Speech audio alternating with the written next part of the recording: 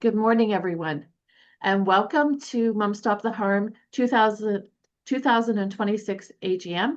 I'm Antoinette Gravel-Willette, and I am the Stronger Together Canada Program Coordinator. And for today, we do have a couple of portions. We are recording this, as everybody knows, because we're on. When it comes time for the voting, we will be going into a breakout room, and all of those members that are on today that are voting members will be doing the voting. And the keynote speakers will be within the first hour. And I think I'm just going to pass it over to Tracy. Welcome, everybody. Hi, everyone. Thank you. I'm just going to share my screen here for a moment.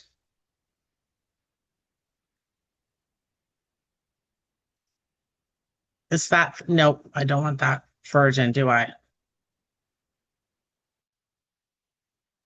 We can't see your screen right now. Oh, sorry. Nope. We just tested this, and I didn't change anything. There we go.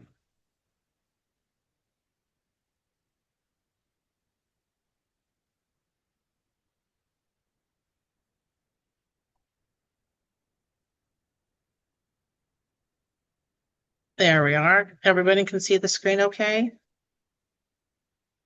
Yes. Okay, good. Sorry about that. Little technically challenged here. Okay, just a brief glimpse of our agenda that we have coming up. I'm sure everybody should have received a copy with a package that went out last night. And I'd like to welcome everyone here today. It is a privilege to gather together today as we mark an extraordinary milestone, 10 years of Mom Stop the Harm. And 10 years ago, a small group of mothers united by love, grief, determination, and an unwavering belief that families deserve better came together to create something that did not yet exist. What began as a response to loss and injustice has grown into a national movement that has changed conversations, challenged systems, supported thousands of families, and saved lives. As we commemorate this anniversary, we pause to honor our co-founders, Petra Schultz, Leslie McBain, and Lorna Thomas. Their vision was bold, their courage was extraordinary. At a time when stigma was often louder than compassion, when families affected by substance use were frequently silenced, dismissed, or blamed, they chose to speak out. They transformed personal tragedy into collective action. They stood before governments, health leaders, communities, and media outlets and demanded that people who use drugs and the people who love them be treated with dignity, humanity, and respect. The path was not easy. There are moments of resistance, criticism, and heartbreak. There were setbacks and disappointments.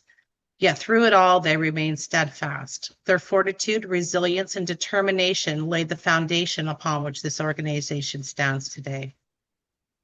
Because of their leadership, thousands of families have found community instead of isolation. Parents have found understanding instead of shame, and people across this country have discovered that they are not alone. Today, we honor not only what has been accomplished, but also the values that have guided this movement from the beginning: love, compassion, courage, and hope. As we reflect on the last decade, we also recognize that our work is far from finished. The toxic, unregulated drug poisoning crisis continues to impact families and communities across Canada. New challenges emerge, policies shift, and the landscape continues to evolve. Yet, if the past 10 years have taught us anything, it is that meaningful change is possible when people come together with purpose and determination.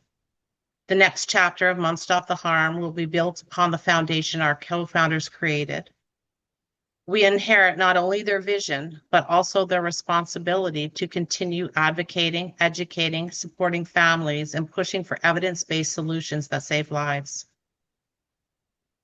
As we look toward the next 10 years, let us carry forward the same courage that sparked this movement. Let us continue to challenge stigma, amplify the voices of families, and people with lived and living experience, and build a future where no one is left behind.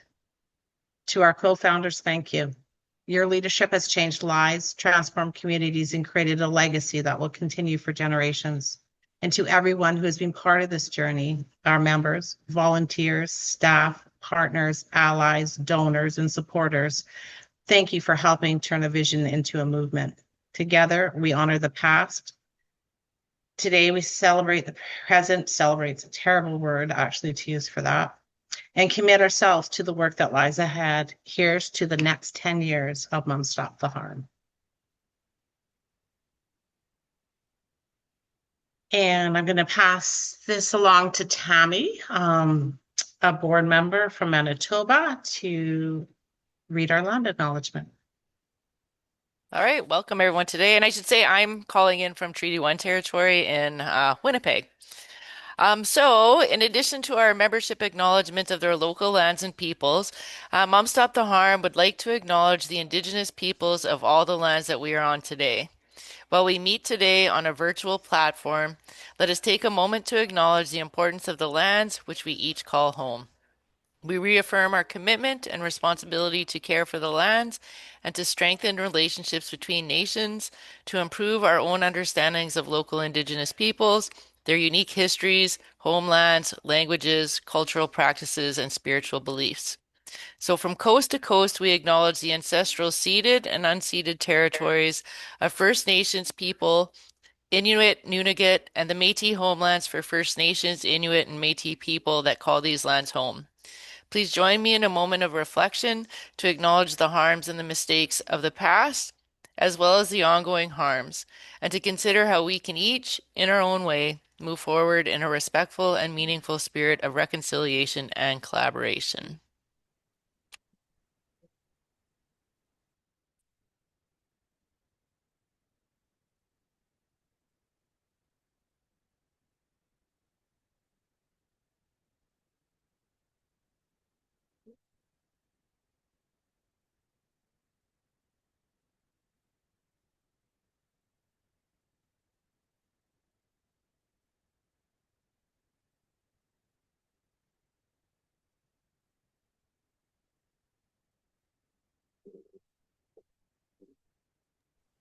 Thank you, Tammy.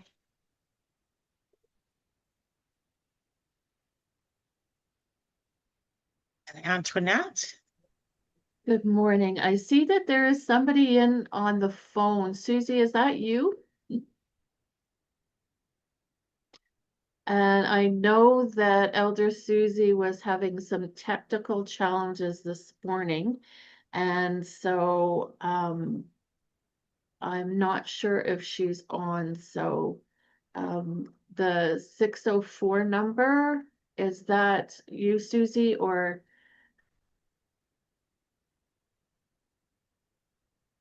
So I guess Susie was not able to make it on at this time. That number looks muted. Yes, we've asked everybody to stay muted, so people need to unmute themselves. Would Susie be calling in from a 604 number? I don't think so, but sometimes when we're going through Zoom, I don't know if it reroutes to a different call-in number, so. Okay. Okay, well, if Susie does join us, we can always come back. Thank you. I'll let her know that. Thank you. And that's moving on, and we'll pass this over to Ruth. Thank you, Tracy. We take a moment to remember and honor the loved ones we have lost to an increasingly toxic, unpredictable, and unregulated drug supply. These are our family members and friends, and each represents a life that mattered, a person whose absence leaves a void in communities across our nation, and an ache and longing that sit forever in our hearts.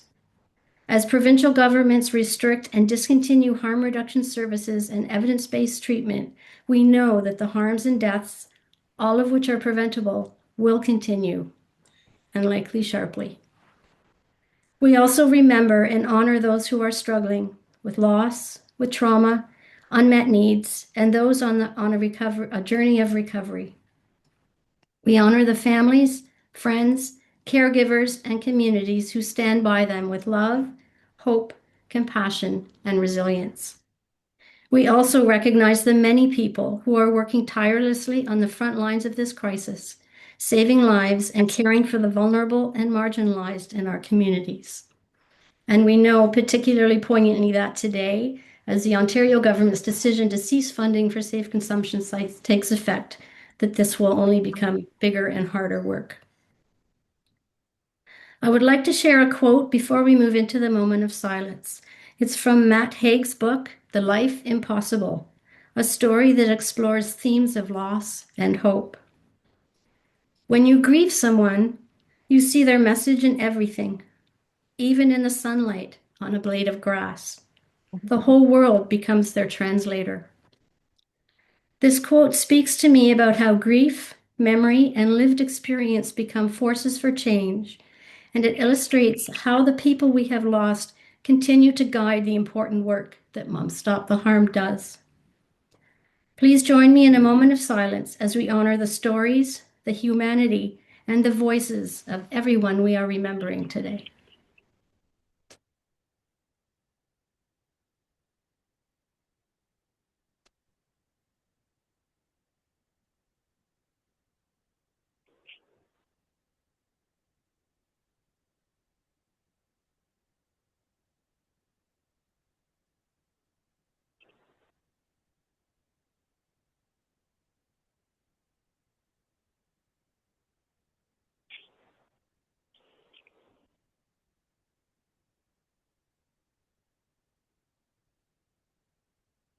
Heroes. We always need that reminder.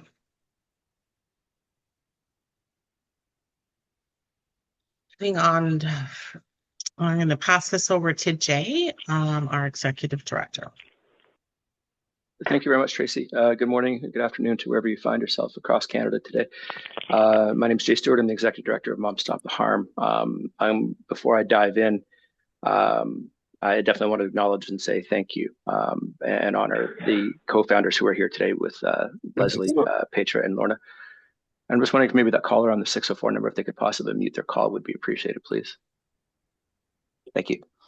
So I just definitely want to acknowledge our co-founders and say thank you very much for joining us here today. It's important to have you with the crew here. I'm going to come back a little later for a brief segment on programs specifically, but in this slot here, I'm going to speak to you just a little bit about Mom Stop Harm operations overall. I thought about this past year has seen me touch both the Atlantic and Pacific Oceans with Mom Stop the Harm, having traveled to conferences and events and workshops spanning from Nanaimo, BC to Halifax, Nova Scotia.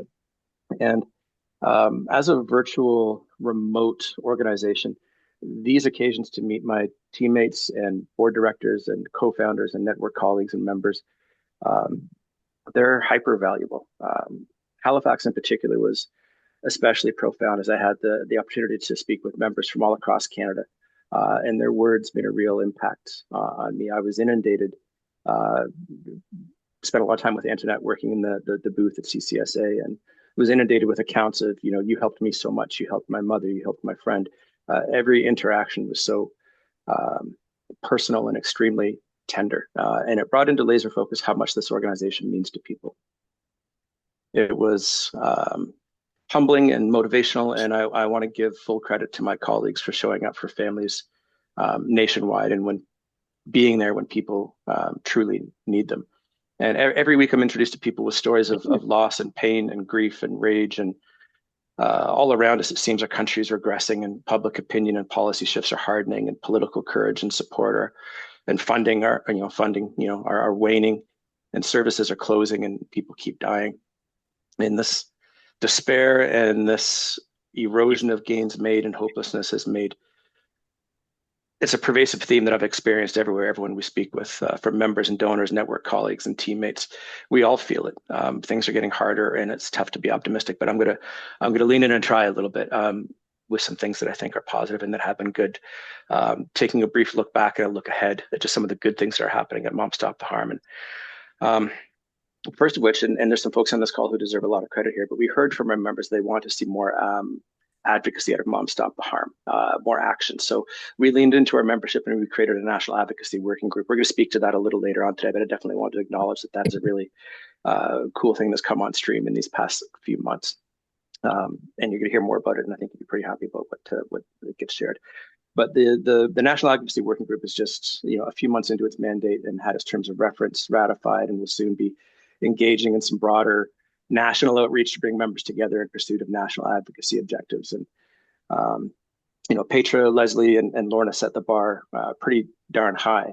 And together with the National Advocacy Working Group, I believe that Moms Stop the Harm will be able to regain some of its momentum our co-founders established when it comes to things like advocacy, media, public awareness, and member engagement. So I definitely want to give some big shout outs to the National Advocacy Working Group members, Arlene Kolb and Jane McCormick as co-chairs and Jan Mahoney as secretary for their vision and effort. I've really appreciated the chance to work with you. This year, we also recently became the charitable partner for the Drug User Liberation Front in supporting their constitutional challenge.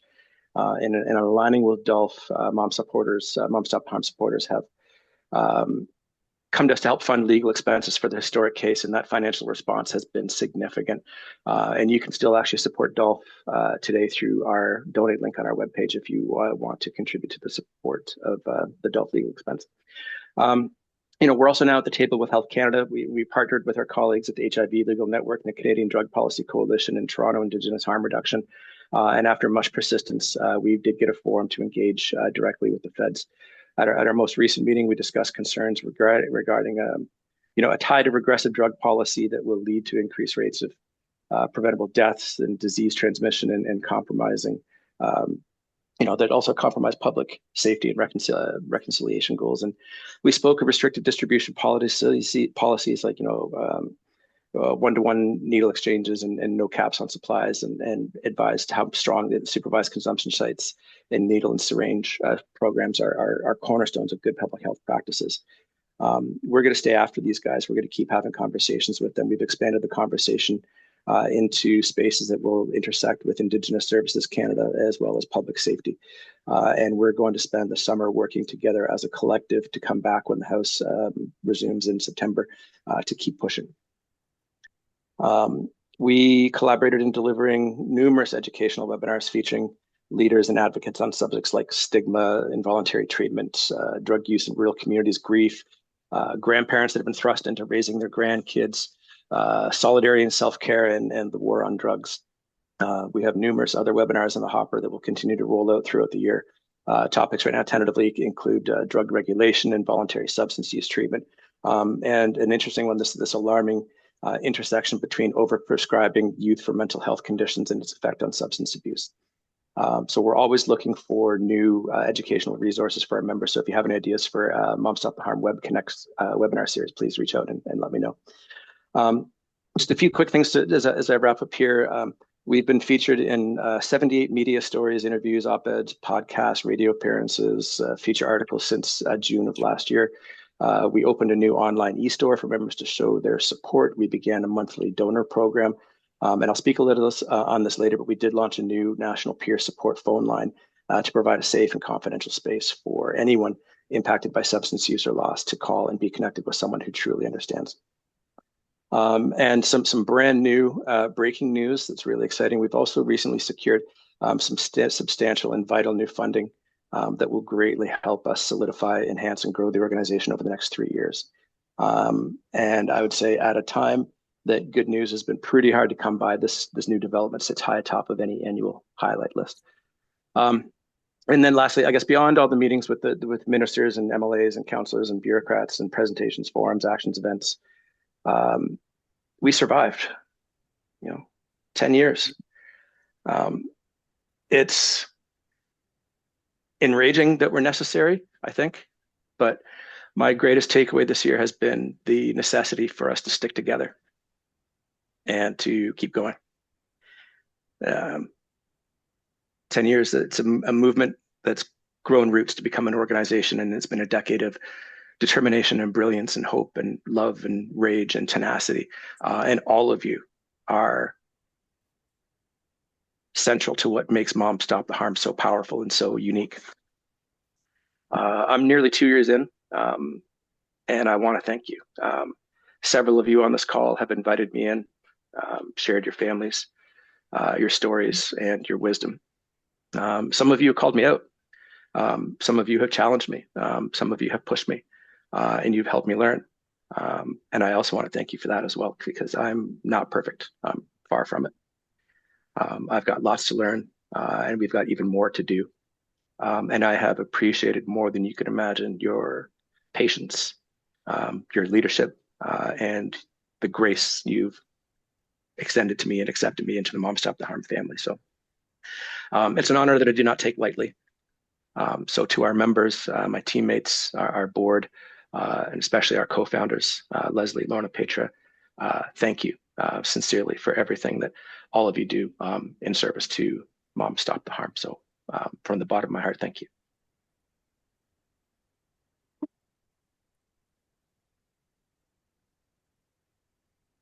Jay.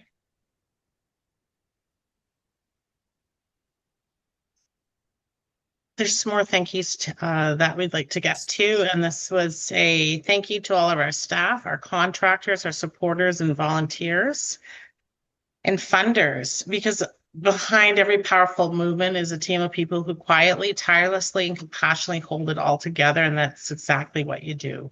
And I think Jay really kind of encapsulated that with his last few sentences there. You know, it's the care, your care, organization, and strength that make it possible for this movement to thrive. And that's everyone, single person that is involved with Mom Stop the Harm helps us create a space for healing, action, and hope. So I as well just want to say thank you to absolutely everybody. And there's huge amount of respect and gratitude for everyone. And so when we were talking about this AGM coming up, I reached out to former board members, particularly the ones that were not going to be able to make today's event. And we've had some messages that were sent in. So I am going to play a couple of those videos for you, starting with this one from Emily. Hi, everyone. Emily Bodachon here from New Brunswick. I have the beautiful Miramichi River behind me, watching the sunset. And I just wanted to send a quick video to say how much I appreciate my time spent on the board. You know, I found Mom Stop the Harm at a time when I felt like I was alone in the world, and like my struggles were unique and nobody understood. And then I found this wonderful group of people who had formed an organization around their collective grief, and really gave a safe space for those of us who didn't buy into all of the tough love and 12-step stuff that we'd always been taught.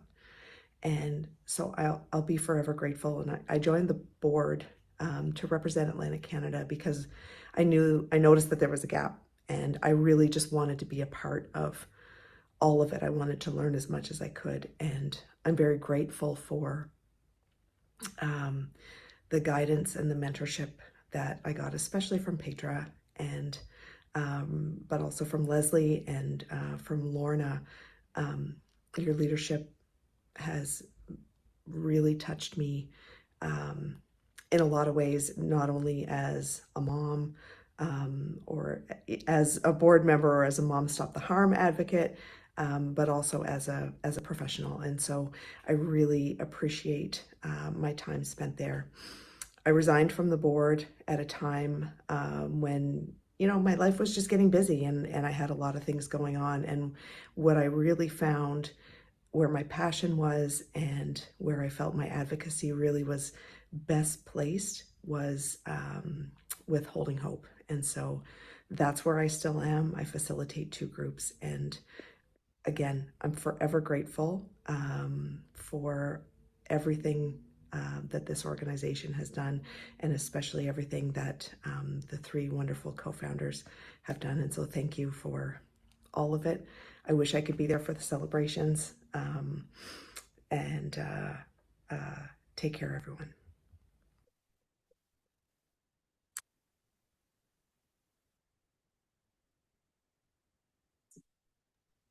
And we had another video sent in from Isabel. Hi everyone, Isabelle here, speaking from Inukjuak in northern Quebec, in Nunavik. Wanted to address the members of Mom Stop the Harm today, just to show my appreciation to, I think for me, when my daughter passed away, Mom Stop the Harm was really the place where I found people who understand me. With Leslie, Petra, and Lorna, I really found like sisters, I would say, who with whom I was able to advocate the way I wanted to advocate. So this year marks the 10th anniversary of Mom Stop the Harm.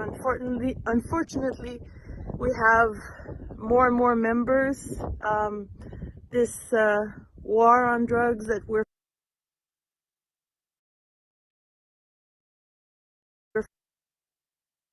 fighting on the toxic drug supply seems to be never ending. But we need to keep hope, and we need to keep together and work together to, I would say, reach out to the families who are suffering.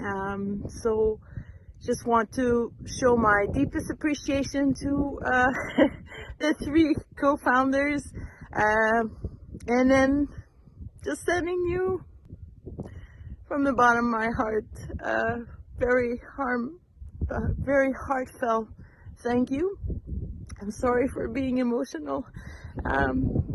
It's when I find myself here, actually working up north with Inuit. It's all because of Mom Stop the Harm, because I think that that led me to advocate locally in Montreal, and that led me to get a job here in overdose prevention for the Nunavut. So I'm really thankful to all of you for the work that you're doing. So have a nice AGM. Sorry for the tears. But hopefully we'll see each other real soon. So have a great meeting. Thank you all. Hi everyone.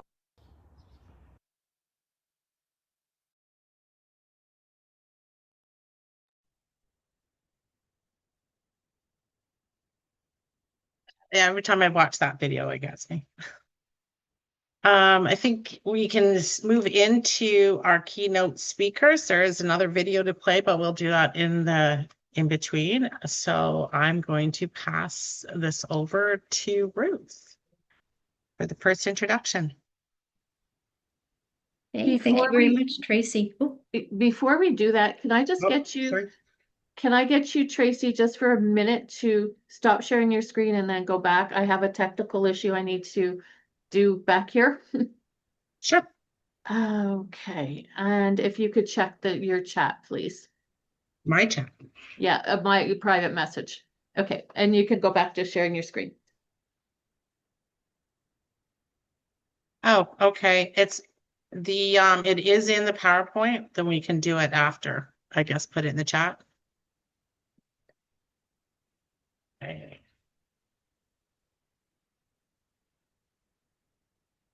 Screen.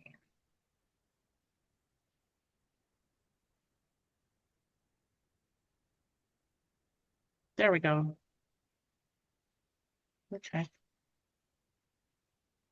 okay. Take it away, Ruth. All right. Okay, it is my privilege and pleasure to introduce Petra Schulz, one of our amazing co-founders. Petra's advocacy journey started after the heartbreaking loss of her son, Danny, in 2014 to the toxic drug crisis. Danny was a chef, musician, and budding writer, and he made everyone laugh. Petra is a compassionate and fierce advocate for drug policy reform with a focus on reducing the harm associated with substance use. Since stepping down from the board of directors in 2023, Petra has continued with advocacy work, most recently in fighting cuts to disability benefits in Alberta. Outside of work and advocacy, Petra enjoys spending time with family and her Labradoodle, Brandy, who's very cute, I've seen pictures of. She enjoys summer walks and cross-country skiing in the winter. On a personal note, it was Petra who invited me and then convinced me to join the board of directors in 2023. And while it has not been easy work, I am forever thankful for that. So please join me in welcoming Petra, co-founder and Mom Stop the Harm director from 2017 to 2023. Over to you, Petra. Thank you for the kind introduction, Ruth, and I will start by sharing my screen. Maybe a little too far ahead. Oops. I should have been at the beginning when, yeah, here's where we want to be. And also, Tracy and Jay, thank you for your kind words of introduction and everything you've spoken to. Now, how do you summarize an organization, 10 years of an organization like Mom Stop the Harm in 10 minutes? I will try to do that. I will name some people, but these people stand in for many. Keep that in mind. Every name has many standing behind them and the initiative they took part in. It started here with the tragic death of these 3 young men. Oops, what did we do here? Oh yeah, okay. I clicked away. We have Alex, Lorna's son. We have Jordan, Leslie's son, and we have Danny, my son. They died in 2012 and 2014 from preventable mental health and substance use related causes. It's really their death that sparked their mothers, Leslie, Lorna, and I, into action. For me, after Danny died, I wanted to know why. And I needed to understand why. I knew he wanted to live. I knew that he had so much going for himself, and I know that he had so much ahead of him that he wanted to do and that he had hoped to do. So as I started digging into the problem, Danny was one of the early victims of fentanyl. 2014, fentanyl was not in the news, and in Alberta, 124 people died from drug poisoning in the entire year. Since then, more die in any given month in Alberta. So I wanted to know why, and I began exploring, and I understood that much is related to the stigma. After Danny died, we were open about his cause of death, and people were stunned. And also I was stunned how many other people had loved ones who were struggling. So I felt that stigma was a big issue, and I had a strong feeling that sharing Danny's story was important. Also, I'm somebody who grieves out loud, so this was how I grieved. So there were 2 pivotal stories in the media. In the Globe and Mail, I submitted a Lives Lived. And when the Globe published that, and I felt this national newspaper, he matters. He matters to the nation. His story matters. I continued on my quest to seek media interest, and a young reporter who I befriended from the Edmonton Journal wrote this story, that Edmonton Journal Club, which was really pivotal in connecting Lorna and I.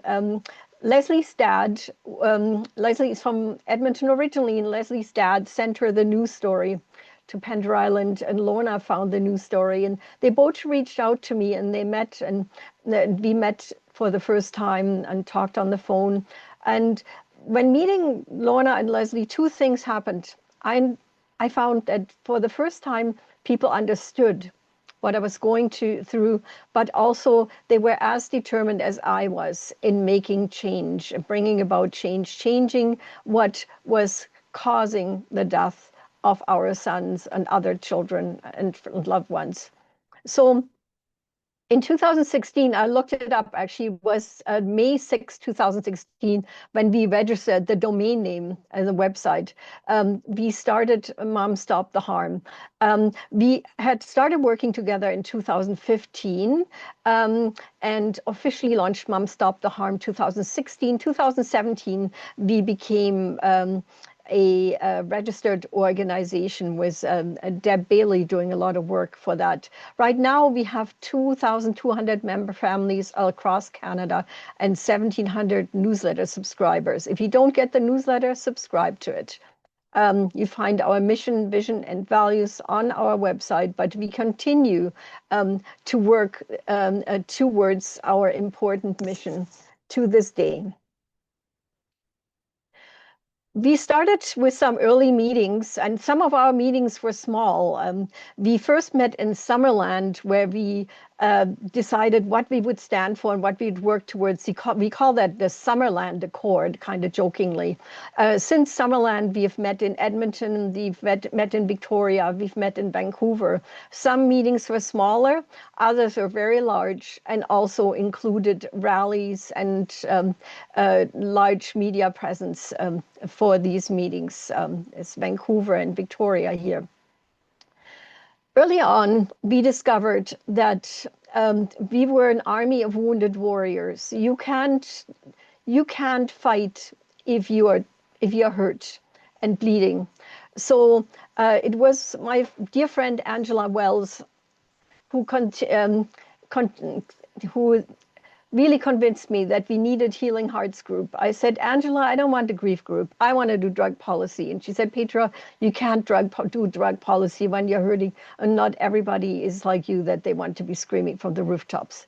So we had our first Healing Hearts groups in Edmonton and Victoria, and Jennifer Howard and Angela Wells launched our first groups in 2017.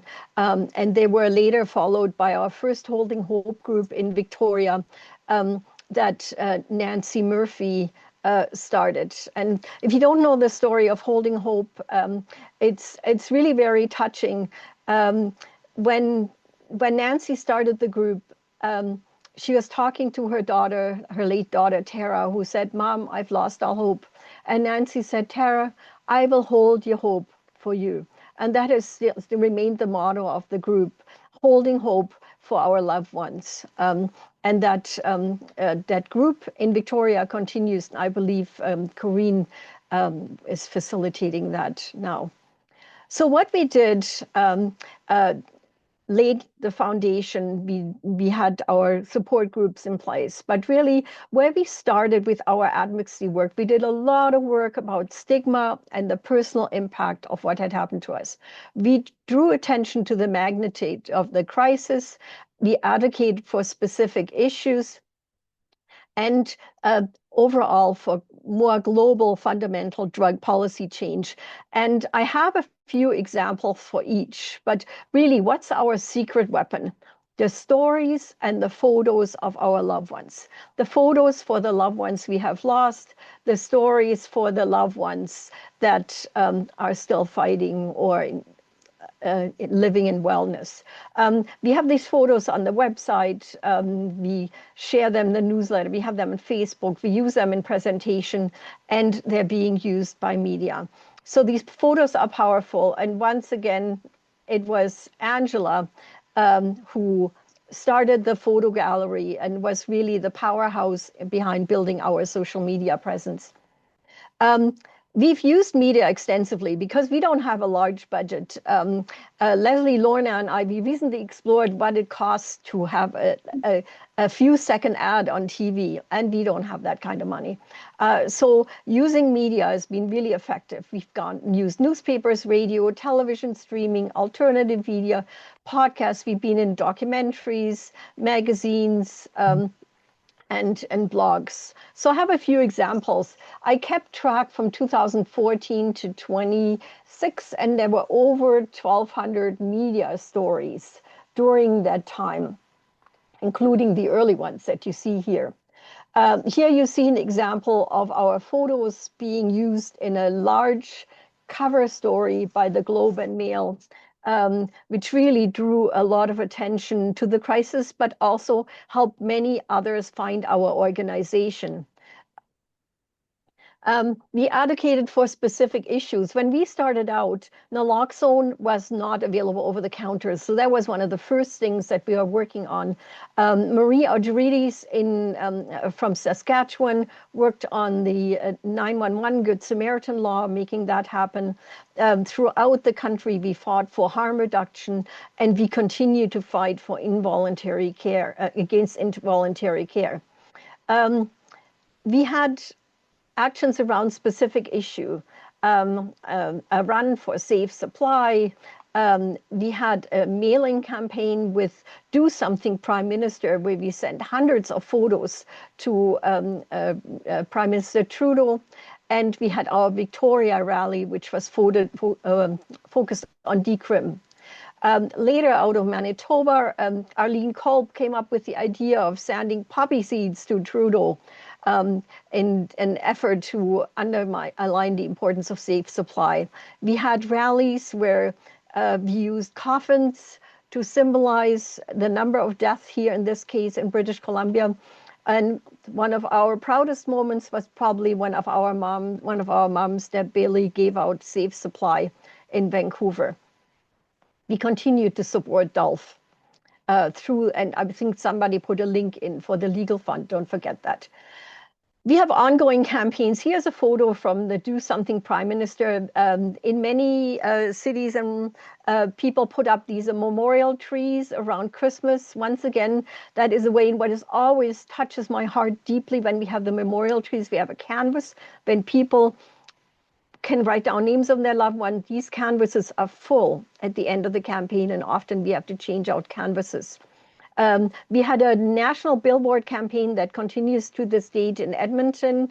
Just families pitch in to pay for the billboards every year. And it's done during August to draw attention to Overdose Awareness Day. A campaign that was highly successful, but that we stopped doing for a number of reasons, was having photos taken in prominent places in our regions, our cities, to share our grief. It was initiated, Helen is in here together with Leslie. The first one was in Kelowna. And this is a photo from the Globe and Mail. And then we had photos taken in Vancouver, in Winnipeg, in Edmonton, in the Piikani Nation in southern Alberta, and also in Regina, not pictured here. We stopped this campaign for two reasons.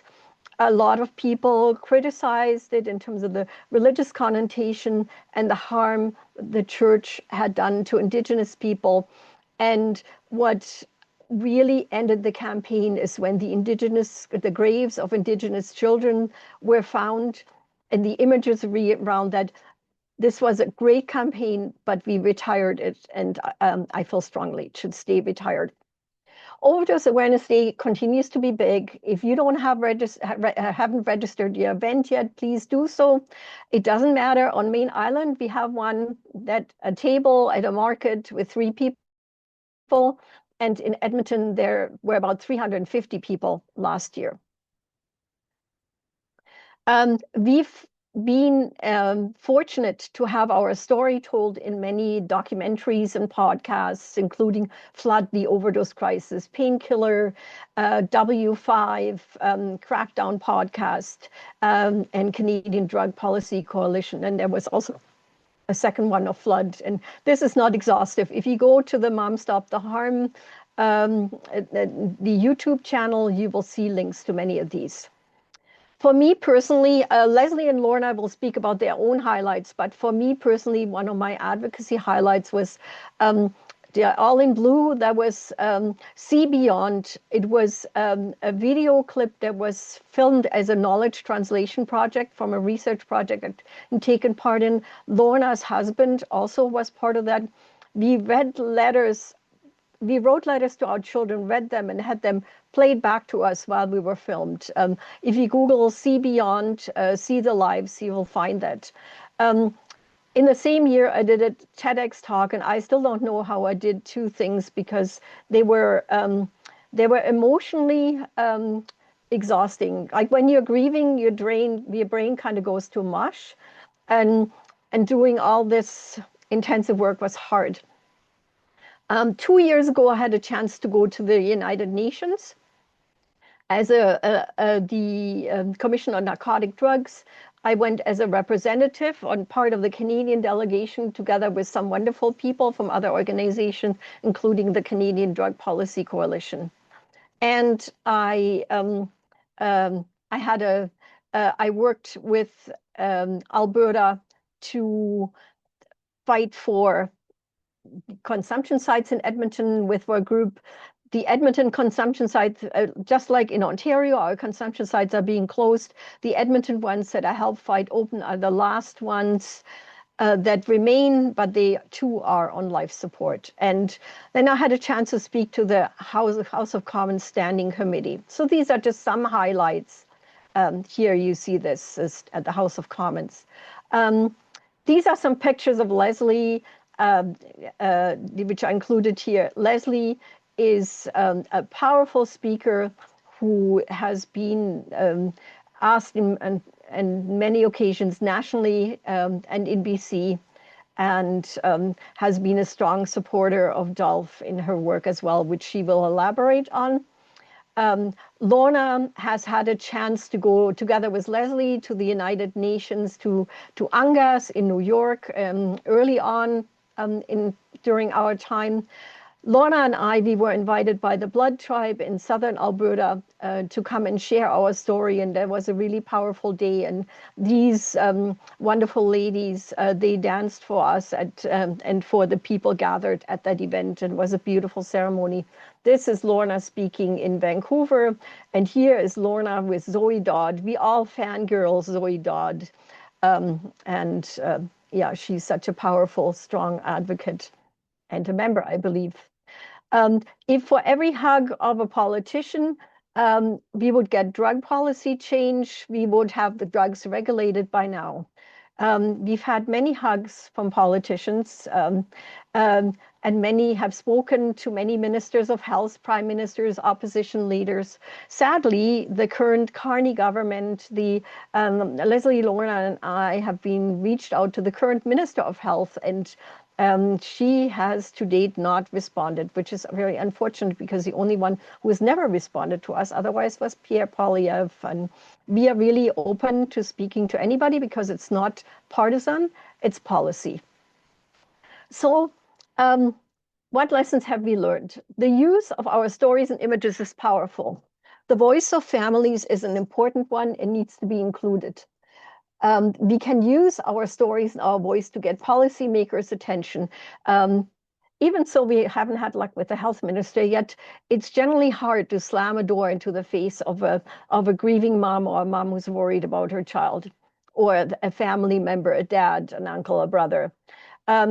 We have to come up with creative ideas and actions. We've had some very creative ones, like the Do Something Prime Minister. We always have to find something new and something interesting, something exciting to get that media attention, and it's not easy. We have to work with our allies, first and foremost, people who use drugs, who are the leaders of the movement. As moms, we've always seen ourselves as supporters, and keeping people's back and pushing the cause along. We have to work with our allies, also with organizations like the Canadian Drug Policy Coalition. I'm happy to say that Isabel is now officially on the board of the Canadian Drug Policy Coalition, so there's another powerful voice. And we have to continue to work with media, as difficult as that can be at times. So why do we share our stories? We want to open hearts, and we want to open minds. That leads to change drug policy. Ultimately, what we want to do is save lives and make sure people can live in wellness.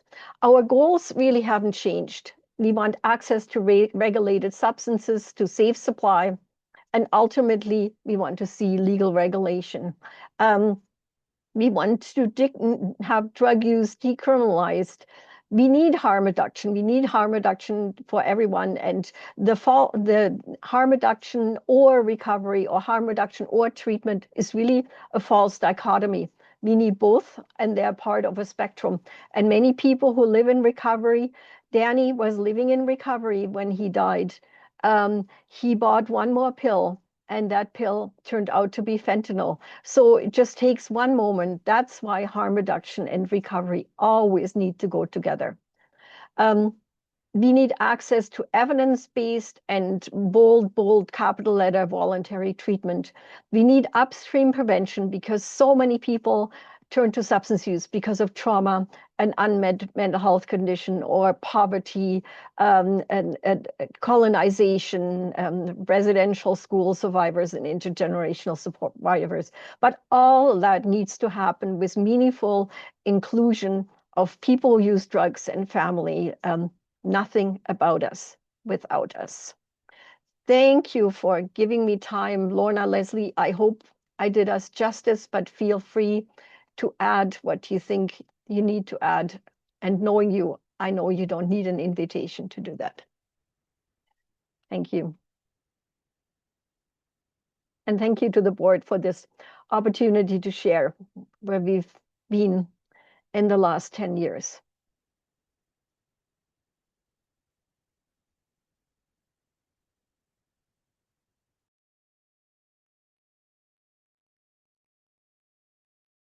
Tracy, you're muted. Oh, there we go. Sorry, I didn't want to unmute. That was fabulous, Petra. Thank you. I learned a lot from that. Are you able to, are we able to share your slides? I'll send you, I had one duplicate in there. I'll take that out and I'll send a PDF. Okay, I appreciate that. Okay, so I'm going to jump back in quickly and just share my screen just for a moment.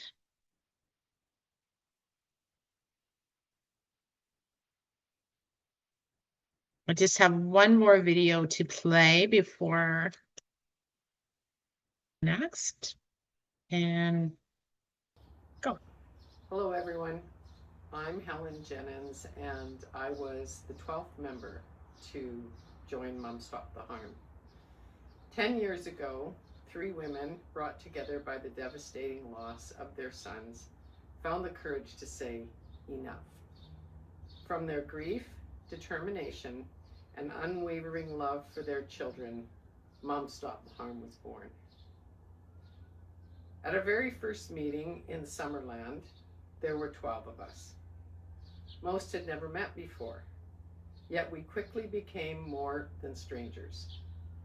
We shared sweets, prepared meals, and spent our days and nights supporting one another. United by the love and loss of our children, we became a tribe of fierce and compassionate warriors. We invited Dr. Silva Mima to come and educate us about opioid use and the rapidly escalating crisis. It was also the first time the media had heard the name Mom Stop the Harm, as a number of us were interviewed. The following year, 8 of us gathered again, this time in Edmonton, each traveling at our own expense. We rented a house and spent 3 days continuing to shape and strengthen the vision our founders had created.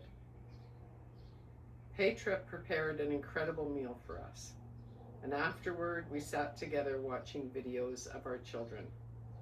It was heartbreaking, but also deeply beautiful. Through sharing those moments, we came to know not only one another, but also the children we carry in our hearts every day. We talked, laughed, cried, and strategized late into the evenings. Sitting together in that backyard, we continued building the foundation of what Mom Stop the Harm has become today.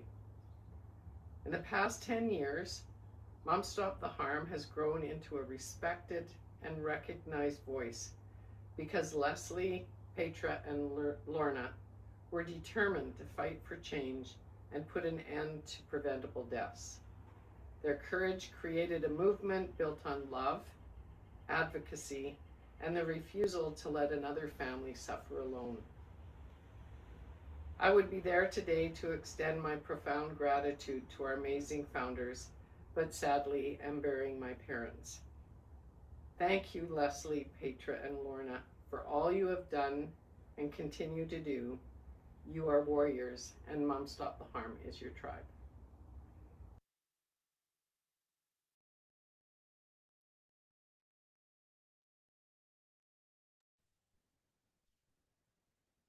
Those videos, they just got me every time. Moving on to Lorna, I get the privilege of introducing Lorna to the group, and I'm not going to be as eloquent as Ruth was. I'm sorry. Lorna, since I've started with Mom Stop the Harm, and when I first met you, you have inspired me in so many ways. Your passion, your joy in the work, not joy, but what you bring to the work and the enthusiasm in which you want to educate people is contagious. And I've absolutely loved working alongside you. I'm particularly with the men in trades, because that's where, we seem to intersect the most. But I have always been extremely grateful for your support, your wisdom, your advice that you've given me along the way. So very excited to see your presentation. Thank you. Hope you're muted. Thank you, Tracy, and to Petra and the others who've spoken today. It's really moving. So my talk today is called Finding Your Niche with Mom Stop the Harm. I'm going to share a bit about what was the right place for me in Mom Stop the Harm, and I'll end with what you might want to do, if anything. So I'm just going to take a moment here to share my screen and allow desktop. Okay, slideshow.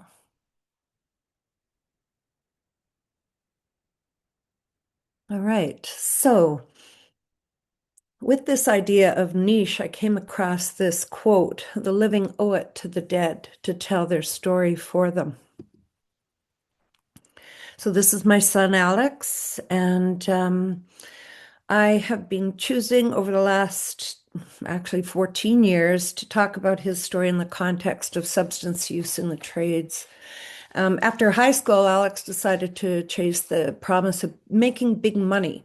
He was an honors student, really popular, particularly with the girls, but he wanted to make money quickly, and so he became an excellent B-pressure welder. But at the end of his 24 years of life, Alex was working hard, putting in 60 hours a week in a small fabrication shop. And it wasn't until after he died that I found out that he had been using stimulants like cocaine and methamphetamine. I think that stigma and shame prevented Alex from talking about his drug use and reaching out for help. Tragically, Alex died by suicide in 2012. After Alex's death, Petra, Leslie, and I, all of our sons worked in the trades. Met, and we met in 2015, and we've been sharing our son's stories ever since. Soon after we met, I found out about a program called Tough Enough to Talk About It.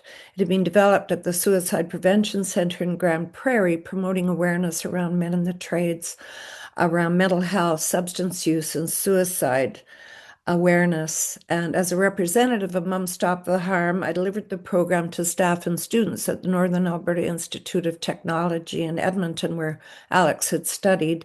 I did that for 5 years, and Petra and also my husband, Phil Haig, presented the program on occasion.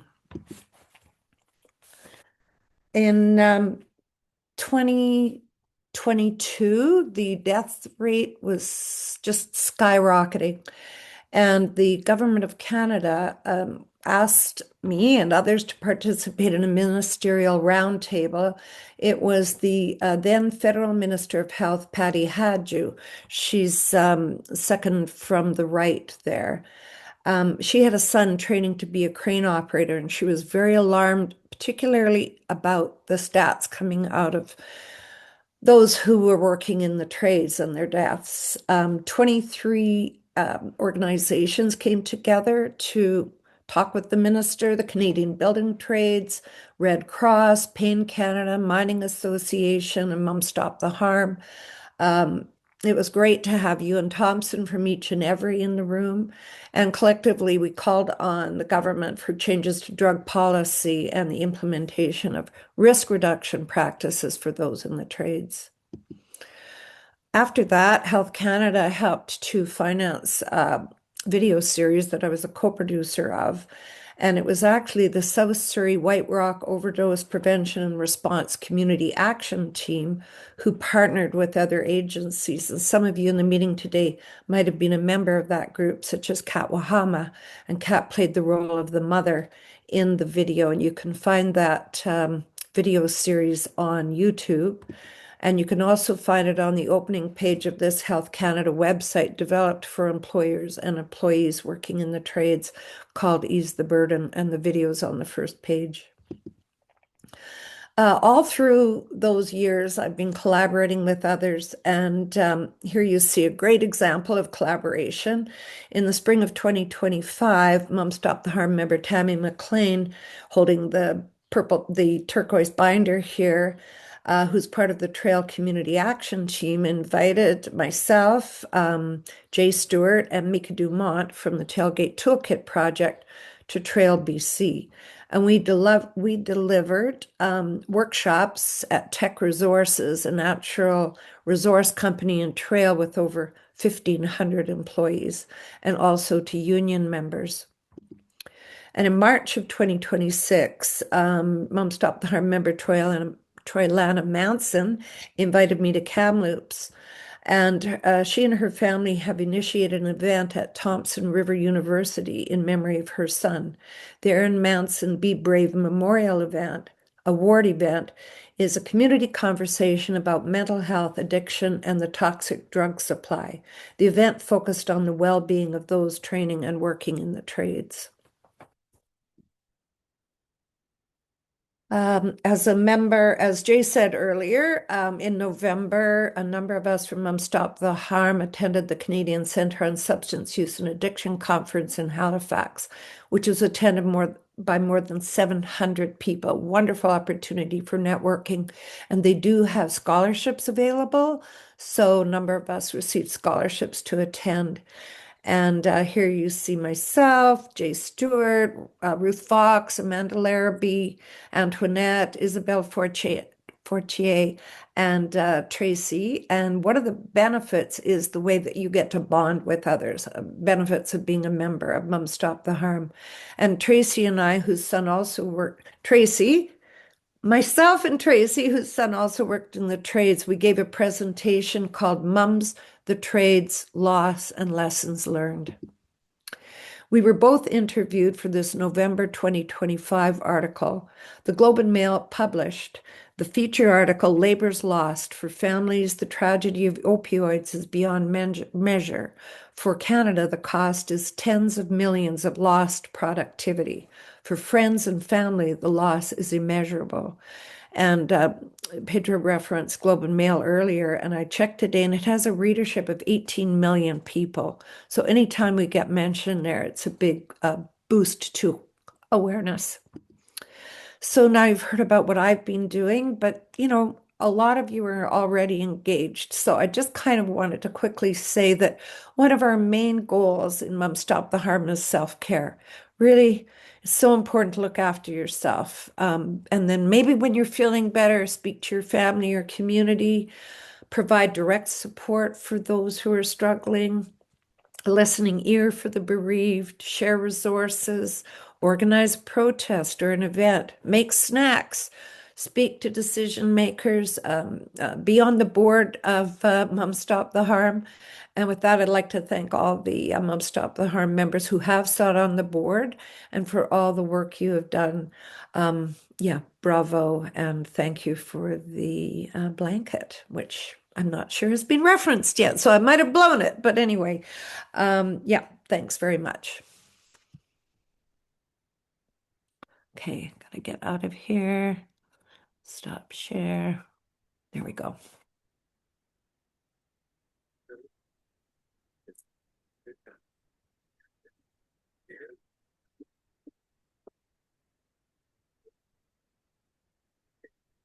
You're on mute, Tracy. You'd think I'd learn by now. What I did say in all of that was a big thank you to Lorna for her presentation and her slideshow. Next, I'd like to introduce Deb Bailey. I'm just hoping she's still here. Are you I'm here. Deb? You're here. Okay, I'm going to hand it over to Deb. Thank you. I'm doing a lot of unusual tech things that I don't do, so I'm on my phone as I'm going to a meeting. But it is my honor to introduce Leslie. In December of 2015, I lost my daughter to a drug death. Yep, she was engaged in risk-taking behavior, but there was so much that the system had dropped in her behalf. So in 2016, I started manic letter writing, meeting with people and interviewing people. And then around March, I discovered Mum Stop the Harm. And I wrote a letter, such as one that many of you have written, pouring my sorrow out. And I got a response from Leslie. She shared the similarities of our stories as she had lost a son, and she invited me to a meeting in Edmonton. In talking to Leslie, I felt hope, acceptance, compassion. I was just so used to standing on guard, against stigma, getting ready to defend myself and my daughter and people who use drugs against the stigma that permeated so many discussions. But I didn't feel that here, which was lovely and amazing. I felt just acceptance from Leslie, and I have never forgotten that. I often say to people that Mum Stop the Harm really saved me as an organization, and so I really thank all of the founders and their courage in taking this on. Um, Leslie's courage in talking to the media is central to Mum Stop the Harm, certainly here in BC. She has made a major impact. She is articulate, elegant, eloquent, and we so often turn to her as a leader. For myself, uh, lately we have been commiserating about the slow progress that we've been making, which has already been referenced, and dealing with the government's many stupid qualities and pondering what to do next. And I really turn to Leslie often as a teacher, a co-conspirator, a sounding board, and it's just lovely to have met her and to be able to talk to her. And I know she's made an impact on so many. In fact, I don't really know if Leslie realizes the impact that she has made, not only in BC, but across Canada in the many appearances and personal contacts she has made. So, yeah, I know this isn't what you thought you'd be doing in your retirement, Leslie, but here we are, and it's great to be doing such a great job, and it's lovely to know you. Thanks.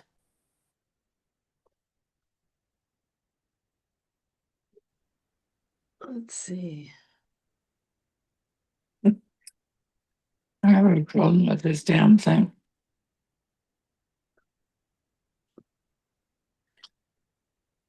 Oops.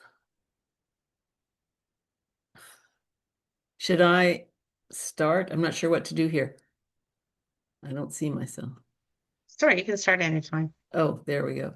Can everyone see me? Because I can't see me. I can only see Tracy. Okay.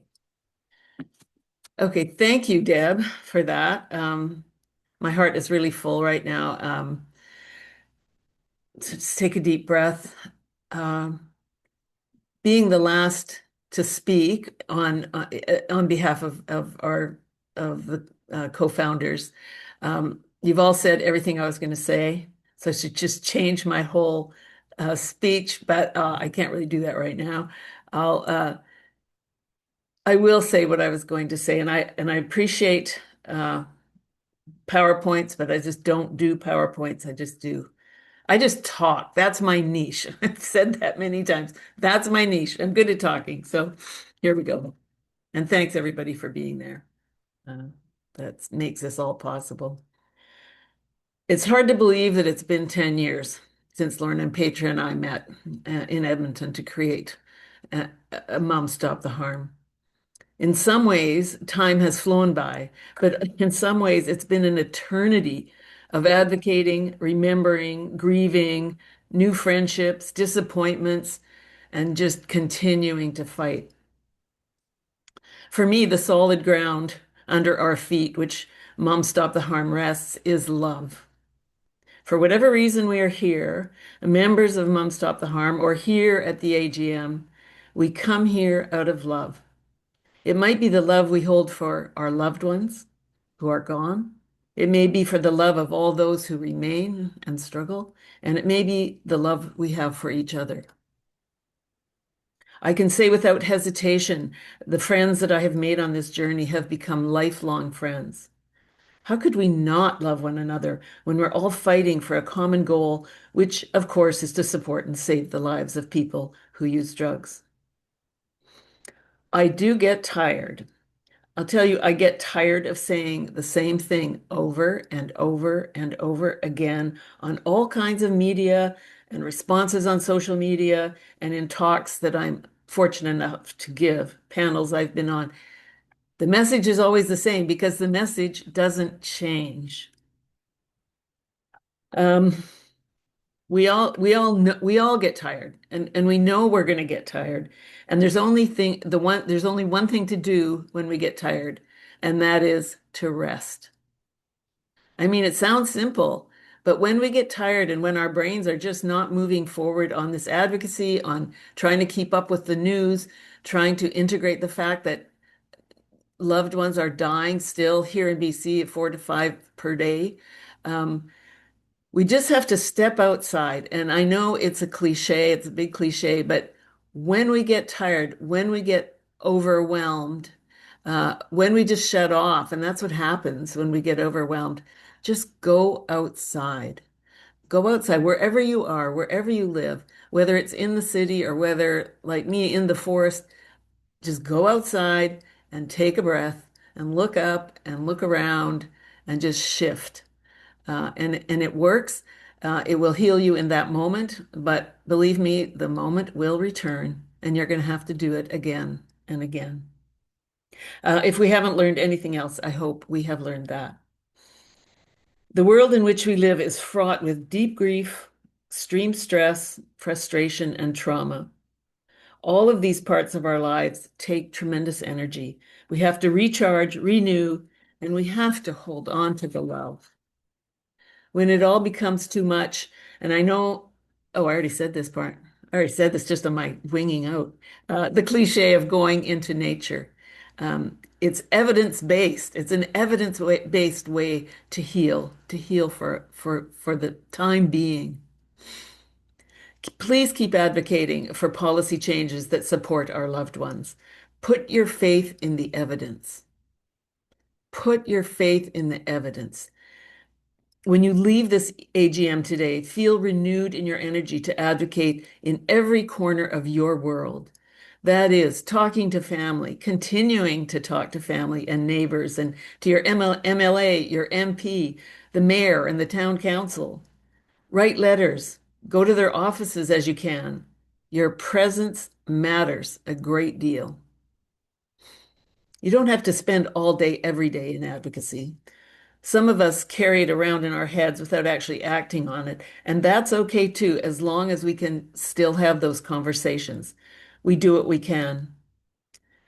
If we just can't make it to a meeting or that action or to that parade, that's okay.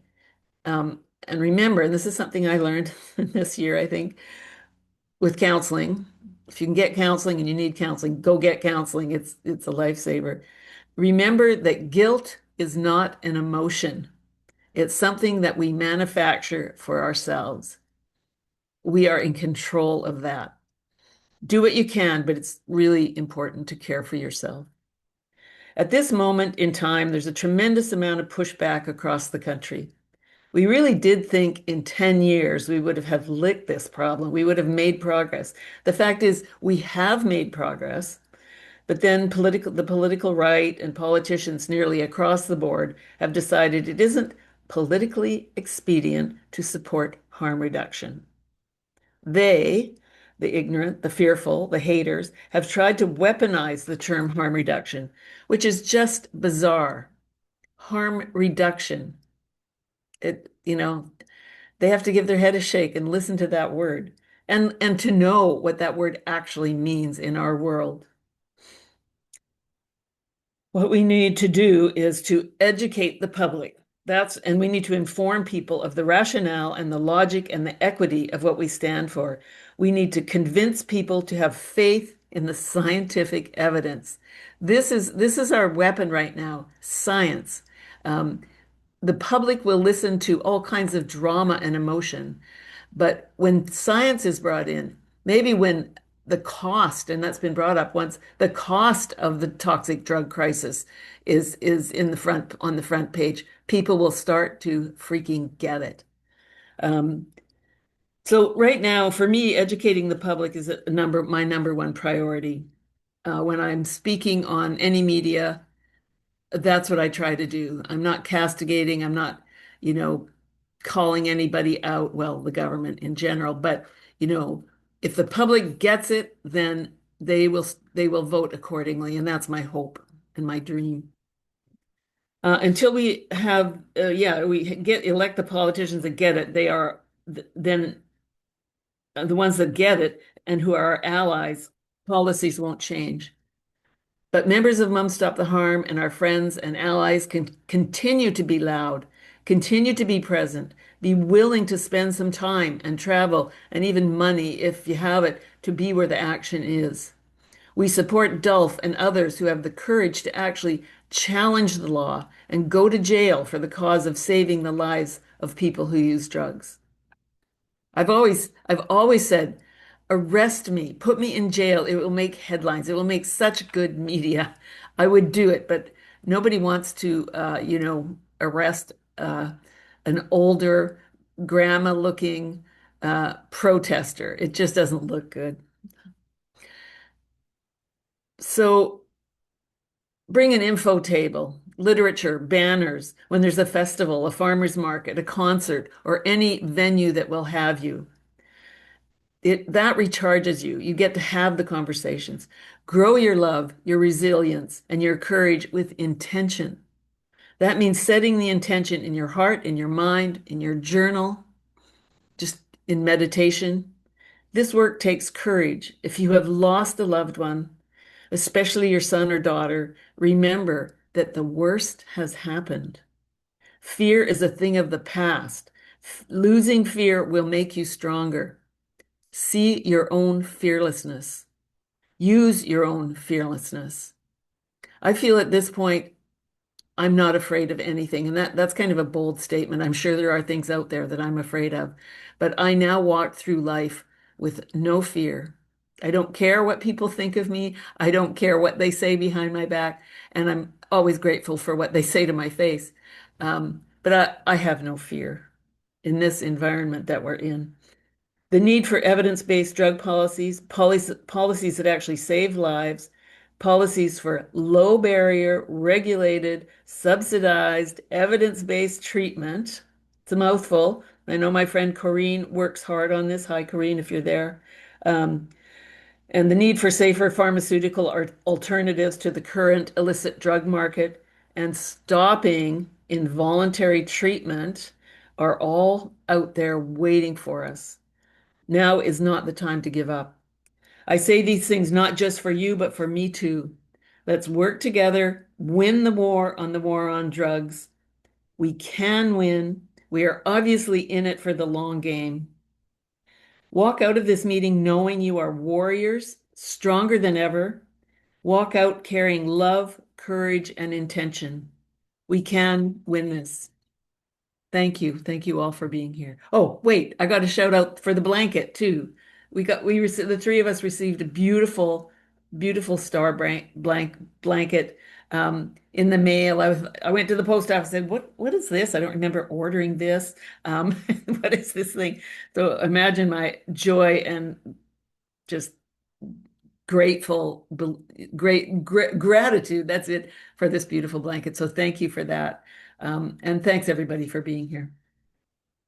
Back over to you, Tracy. Thank you, Leslie. Yeah, you're very welcome for the blankets, all three of you. We should actually make you go get them and show them off. I could do that. You chat and I'll go get the blanket. It's right there. Okay. I'll just hold it up. Okay, sounds good. I appreciate all three of you coming today, sharing your stories, talking about how we got to where we are in the last 10 years. And we are going to open it up for a Q&A. Antoinette will be moderating the Q&A, and we really hope that you put your questions into the chat, and we will kind of work that way. If you have anybody in particular, hold it up again, Leslie. Can you see that? I can't really tell from looking at my screen.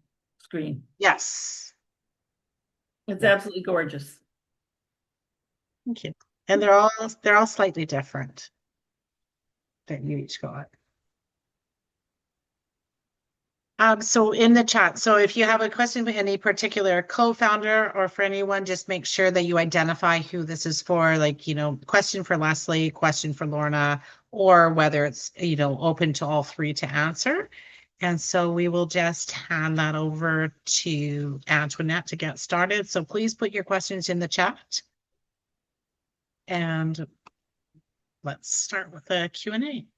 And I'm just seeing in the chat that there's just great gratitude and respect for all of the co-founders and for sharing and for all of the work, that you all do. I get emotional too.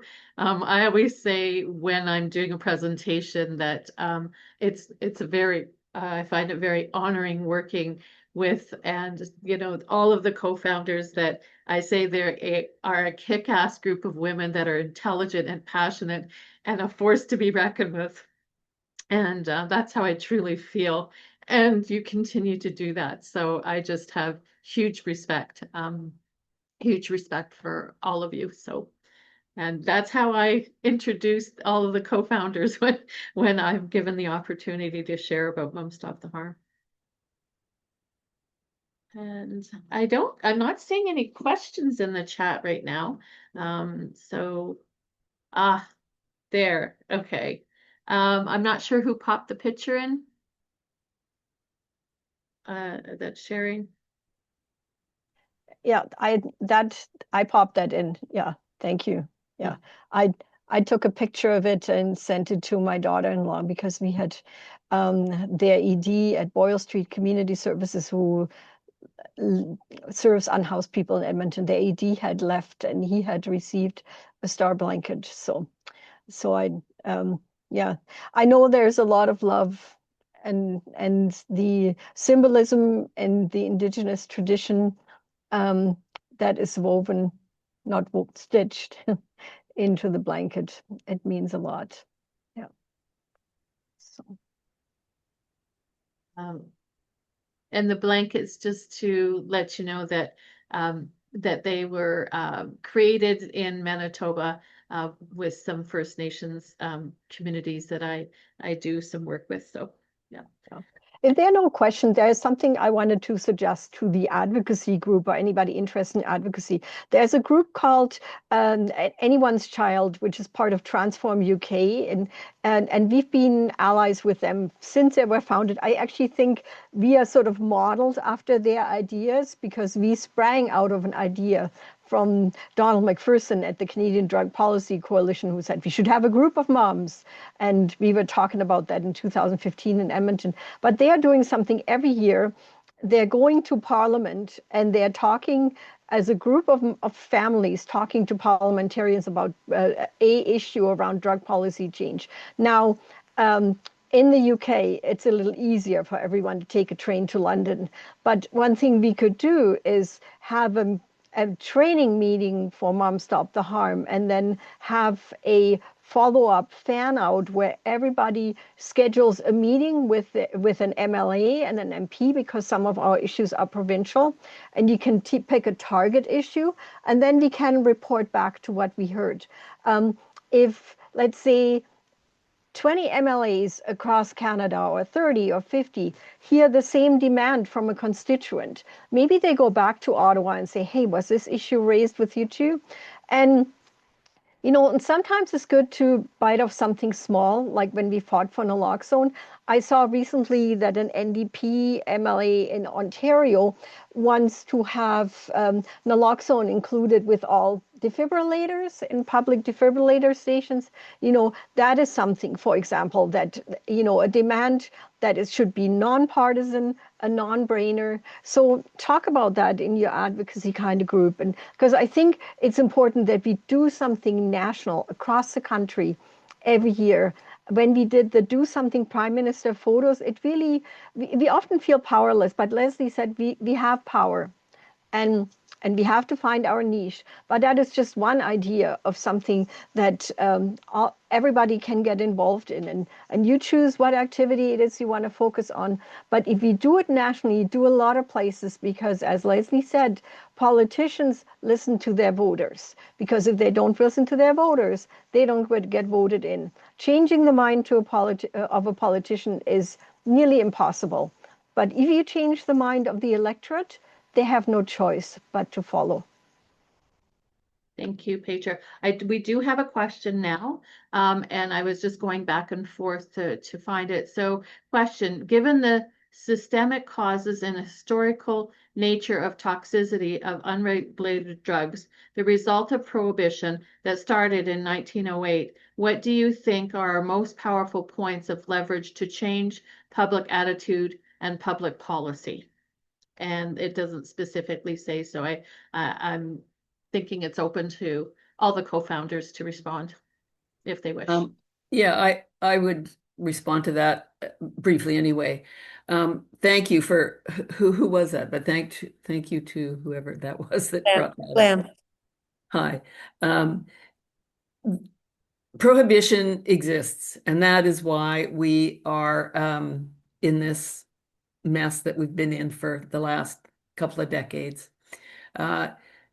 If we continue, we have to continue the dialogue, and we have to actually, you can, I have so many thoughts here, but you can actually get in touch with your local media, whether it's CBC, whether it's your local TV or radio stations, and to say, I would like to speak, I would like to be on this program, and I would like to speak about the toxic drug crisis, or however you want to approach it. And it doesn't do any harm. They might say no, they might ignore you, but they might say yes. And that's what I have found when I'm sort of in a slump, nobody's calling me, nobody wants to talk to me on media, I just start calling them.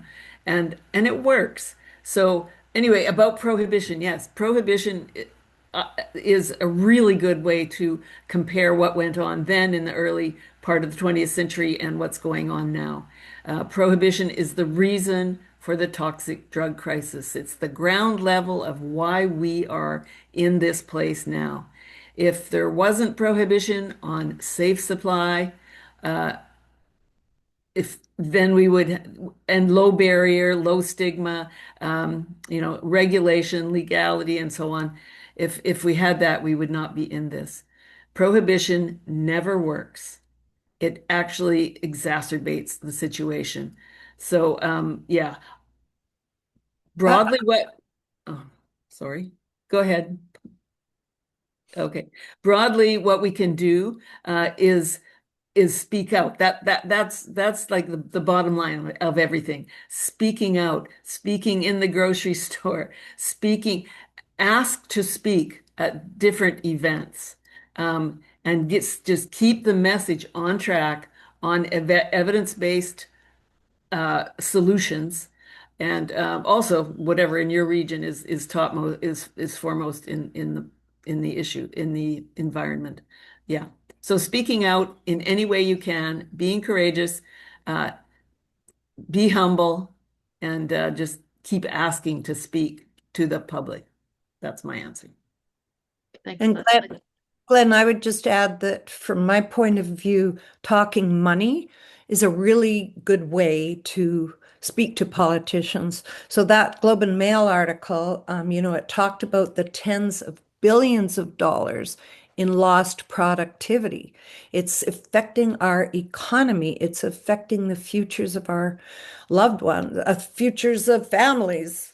How many? 55,000 or 56,000 families. So talking money, with politicians, that's always a good place to start. And certainly in the trades, it's really driving the conversation is how much is being lost in terms of employee productivity. Yeah. Thank you. And what I'd like to add, what is also helpful is to compare to other issues, like, for example, alcohol consumption. Actually, if anybody follows Guy Felicella on social media, he does great comparisons there. The harm caused by alcohol, yet alcohol is regulated, and the difference between regulated and unregulated drugs. The fact that the sky hasn't fallen since we regulated cannabis, and these kind of issues, and how strict regulation, tobacco is an example of how strict regulation can improve health outcomes. And just, I point out over and over and over again that the war on drugs has not produced any of the results it was supposed to produce. So I ask people, do you think it's gotten better?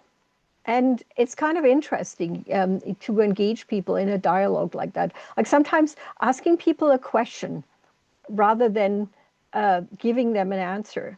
And one thing a friend has taught me is that focus on the middle.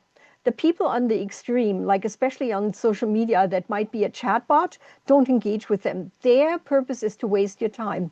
Focus on the people in the middle. Sometimes you will encounter somebody who will ask an honest question.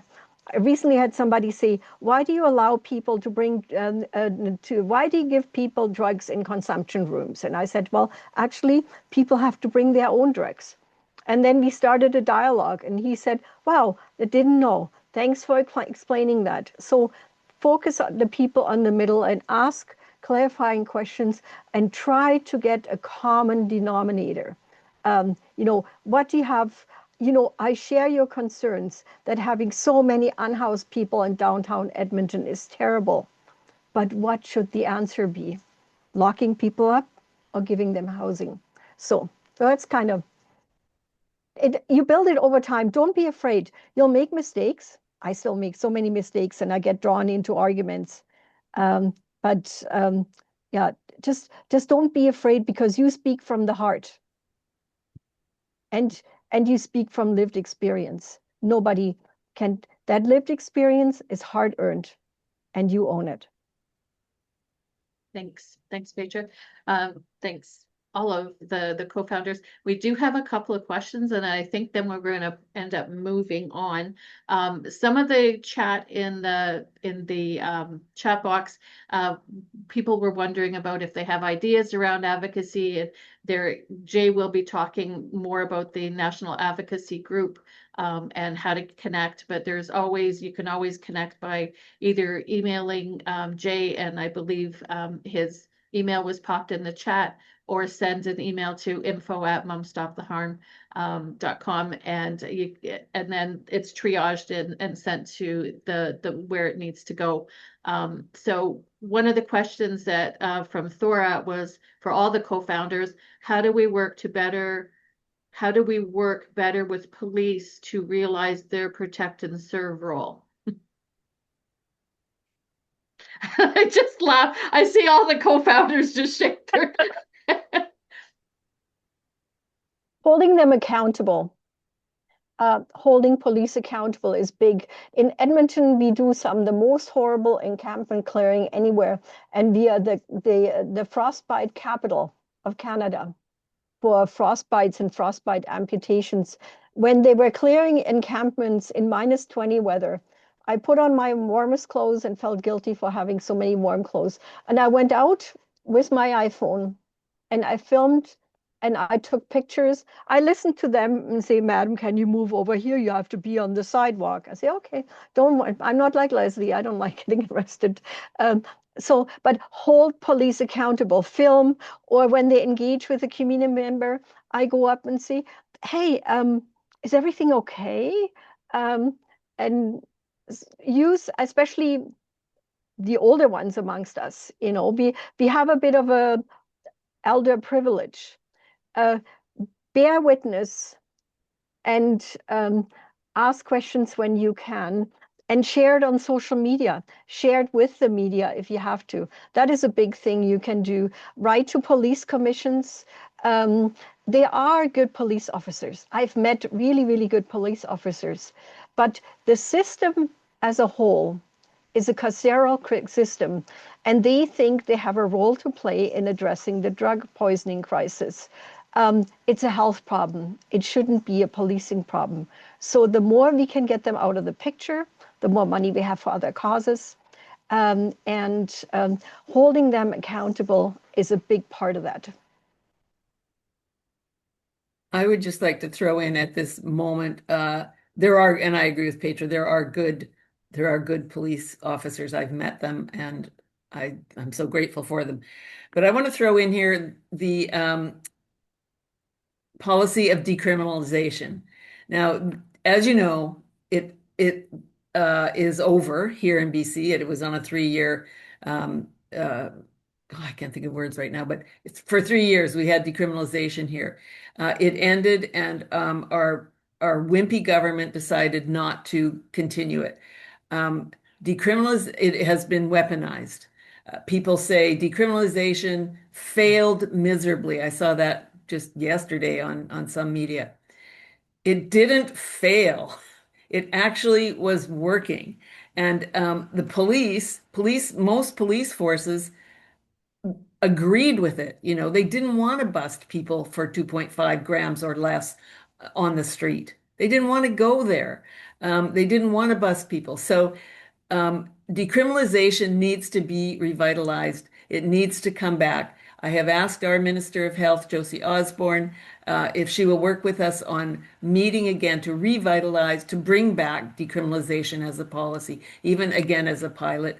I'll keep working on it because I think it's important, and it does connect in a good way with the police force. Thanks. Okay, so we're going to take the 2 more questions that are already in the chat. So from Jan, finding it difficult to get the message out about actions that are happening. And so, ideas from our co-founders on how to get the word out. People aren't always responding to social media or emails. And, there's always so much going on. Any suggestions or ideas? Do we go back to the old method of picking up the phone? Well, Ideas and getting the word out. Here in Edmonton, we have a wonderful network, and it's just called the Activist Agenda. So if any of you are in the Edmonton area, sign up for the Activist Agenda. It comes out every week, and they list all the different actions that are going on from various groups, whether it's environmental or drug policy or homelessness. That's what's happening in our city as far as helping people connect.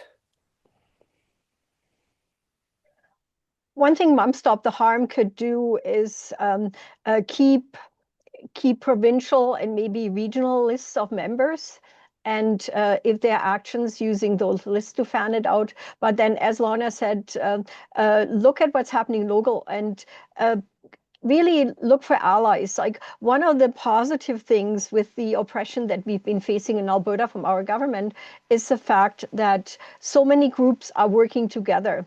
You have the Alberta Federation of Labor holding a meeting, and they touch on every issue. They touch on disability benefits. They touch on the toxic drug crisis. They touch on labor issues. So really find allies outside the movement. And, you know, if you go to their events, they'll probably come to yours. Great ideas. Thank you. Now from Alex, thank you so much for sharing. So powerful. Deep respect to you all. Petra is already talking about this, but more broadly, what do you all want Mum Stop the Harm to prioritize for advocacy in the current climate? I would like to just quickly speak on that. And what I'm prioritizing right now is, well, a bunch of things, but one is education, and that education of children up into from kindergarten to grade 12, how to be resilient, how to be mentally healthy and balanced, how to meet life head on with confidence. And I think that we have to look that far ahead so that we build children who are not going to choose to take a substance that might be dangerous, or need to have that to make that be an option for them to feel well. So I would say education on that level, but also education of the public. That is the priority that I see. I'd like to just piggyback on what Petra said earlier about having an action where we reach out to our provincial representatives, our MLAs, and our federal representatives, our members of parliament. Here in Alberta, about 15 years ago, the arts community, we did an action like that. We had one artist in every community meet with their MLA, and we were trying to increase our Alberta Foundation for the Arts funding, but they all had the same talking notes. So they went and they met with our MLA. Every MLA in the province got to meet with an artist, got invited to an event, got educated. So I love that idea of having an action that's a broad, go and meet your MLA, go and meet your MP, and maybe regionally we can help to coordinate that. Yeah. And I want to highlight what Leslie said earlier: evidence, evidence, evidence. Inform yourself. There are briefs on certain issues on the Mum Stop the Harm website that could probably be regularly sent out via email. You know, make sure you have the information and always counter with the evidence.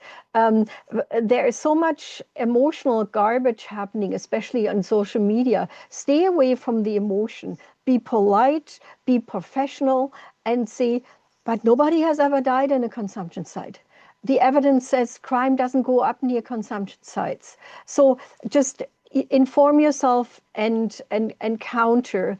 And we are not asking politicians anything other than for evidence-based policy. So if we stick to our guns, say we know our research, we follow the research, we follow the fact, and we demand that our politicians and policymakers do so too, and inform the public, as Leslie said, with education, informing the public and finding allies in that, that is very important.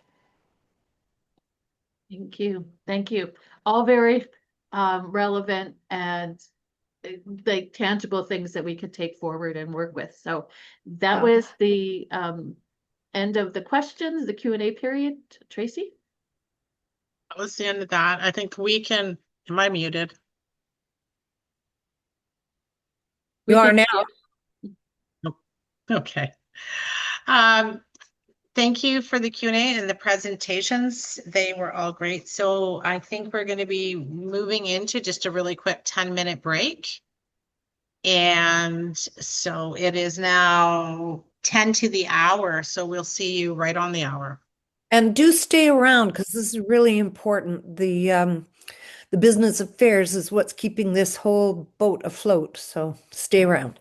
Stay around because we also have 2 more presentations just in regards to operations coming up as well. So see you in 10.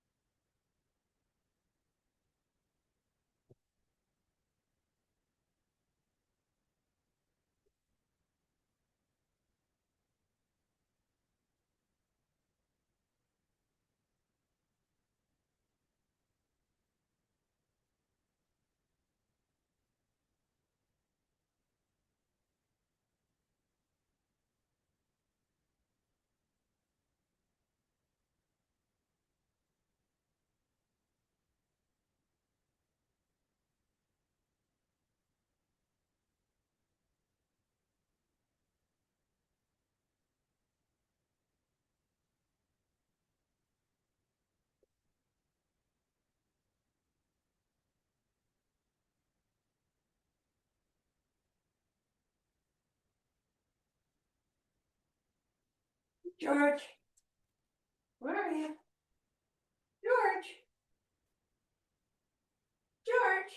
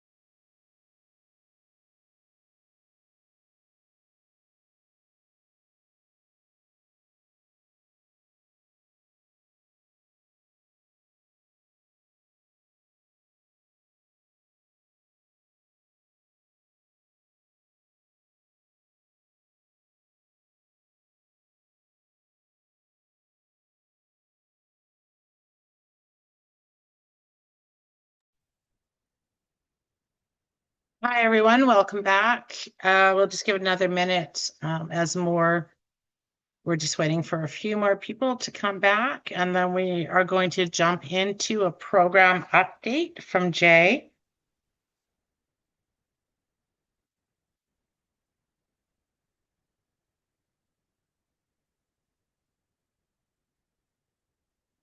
Is Jay come back? Don't see Sorry, him I'm here. on. You're here? Okay. I'm here, yes. It's hard to tell with the screen share. You only get a couple of.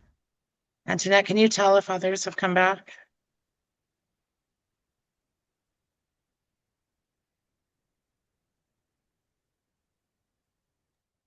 Yeah, people are on screen and we're recording, so I would say You're mostly, ready to go? yeah, I would say go for it, because sometimes Thank people you. just turn their cameras off even though they're still there. Okay, so we can just get started then. We just have a couple more updates to get to before we move on to the business part of our AGM. So I'm going to hand this over to Jay. But before I do that, I just want a really big shout out to you, Antoinette, for all the work that you're doing behind the scenes, helping facilitate things in getting things moved along. And kudos and thank you. Thank you. Take it away, Jay. Thank you, Tracy. I'm going to apologize in advance. It's my son's grad weekend, and our house is grad central. So there's deliveries and things coming and going, and the dog might go bonkers. So if my dog does, I apologize in advance. I'm going to try to be a little briefer on this part than I was earlier, but I want to speak briefly on programs. So I'm going to touch on our current programs and bring up to speed on some emerging developments. But before I do that, I do want to acknowledge the departure of some vitally important programs colleagues who have been integral to Mom Stop the Harm, and that's to Corrine, to Jackie, to Daryl, and Helen. Thank you for your selflessness and your compassion and your leadership in being there when members really needed you most. And I know I speak for everybody on behalf of Mom Stop the Harm when I say thank you most sincerely. Also, again, thank you to Antoinette. She helped put together some of this content and some of the things I'm going to speak about as it pertains to programs. So I think right now, in terms of current programming, most members will be familiar with our Healing Hearts and Holding Hope programs. And these programs are available in every province and territory nationwide. They're available for free. And between Healing Hearts and Holding Hope, right now we have 70 active groups in Canada, most of which are in person. 16 are being offered virtually, and collectively they're led by 96 facilitators and co-facilitators, I think some of which are on this call today. So thank you very much for the folks that do that really, really important work with our programs.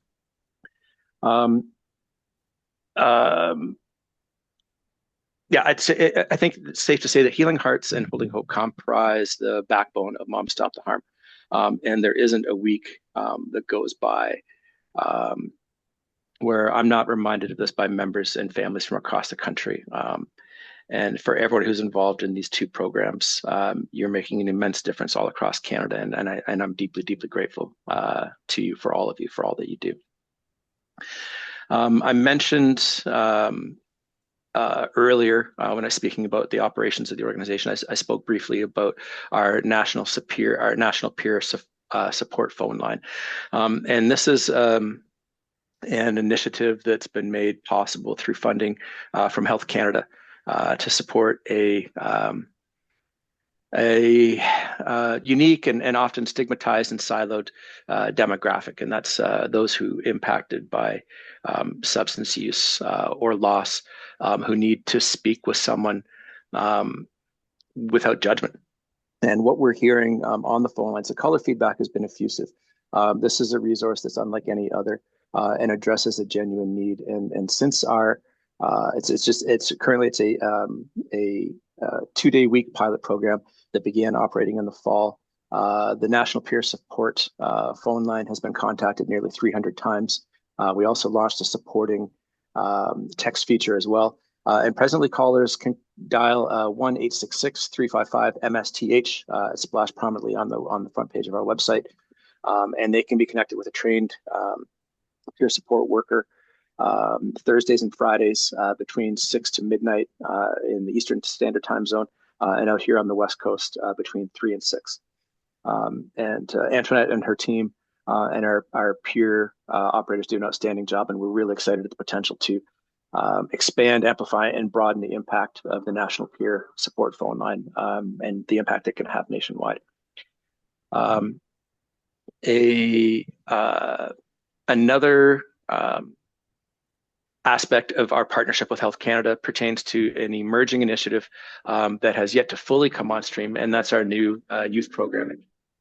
We're launching our youth program in response to outreach from our membership, recognizing there is a growing number of youth who are impacted by parental or familial substance use related harms, including the loss of a parent or a loved one. And we have contracted a youth coordinator who's actively engaging with agencies and will soon connect with our membership to recruit a youth steering committee. And the goal in this programming is to centralize and amplify youth voices, identify the specific needs, and implement youth-driven programming that is tailored for them. And this programming will serve youth. The bandwidth we're describing is between 16 and 28, and you'll be hearing a lot more about this type of programming in the months ahead. Lastly, the third part of our partnership with Health Canada pertains to a program that is very much in early days. And this is a program tailored to Indigenous communities and addressing supports that may be unique to First Nations, Inuit, and Métis people.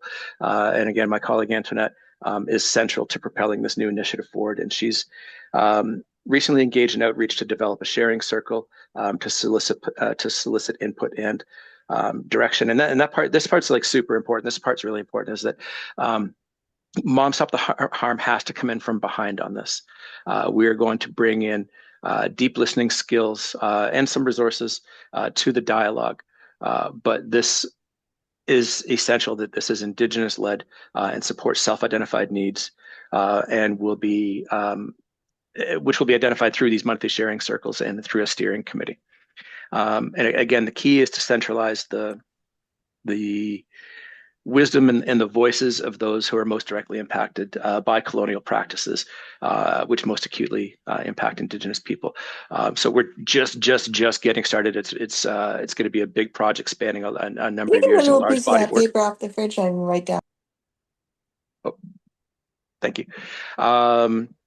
So yeah, you're gonna be hearing a lot more about that in subsequent AGMs as we take our time to listen and develop this program properly in response to what we learn. And again, we're just getting started on that, so that you're gonna hear a lot more about that.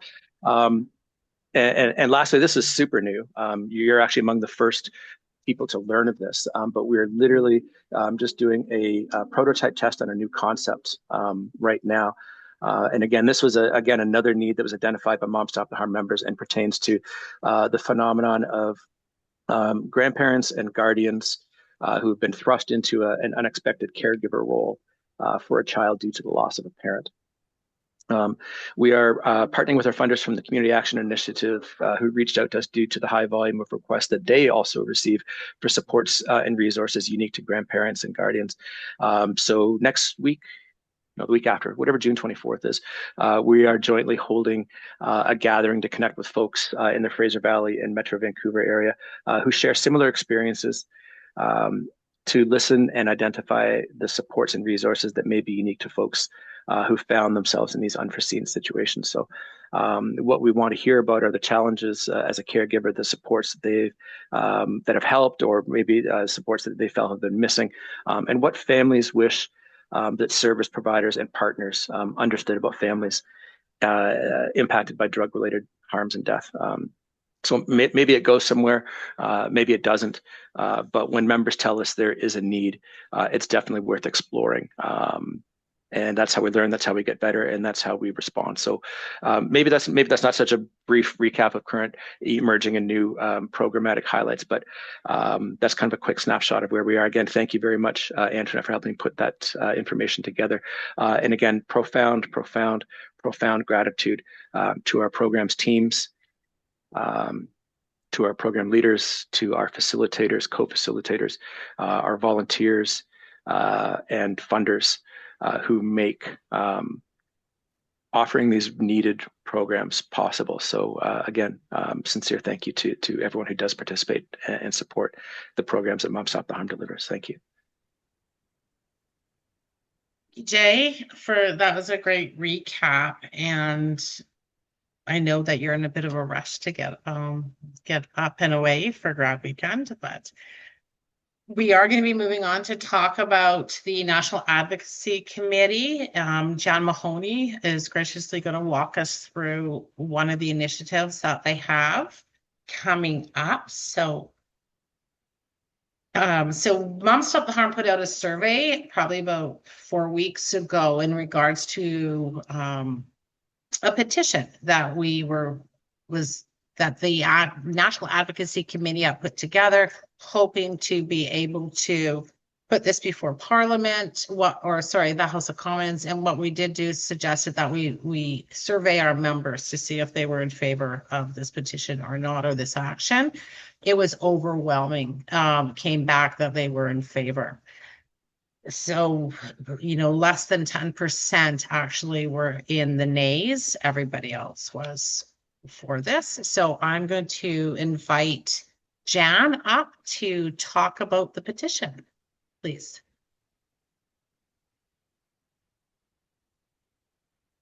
Hello, everybody. I was asked to help Georgina Tweed draft a petition for a National Day of Mourning in 2023 in November. We got a group together that included Glenn Mahoney, Katie Smith, and Carolyn Bateman, myself, and Georgina. We created and drafted the petition, and the hardest part was coming up with the name. We picked National Day of Mourning as opposed to a National Day of Remembrance because we did not want to take away anything from Remembrance Day. We researched the petition process.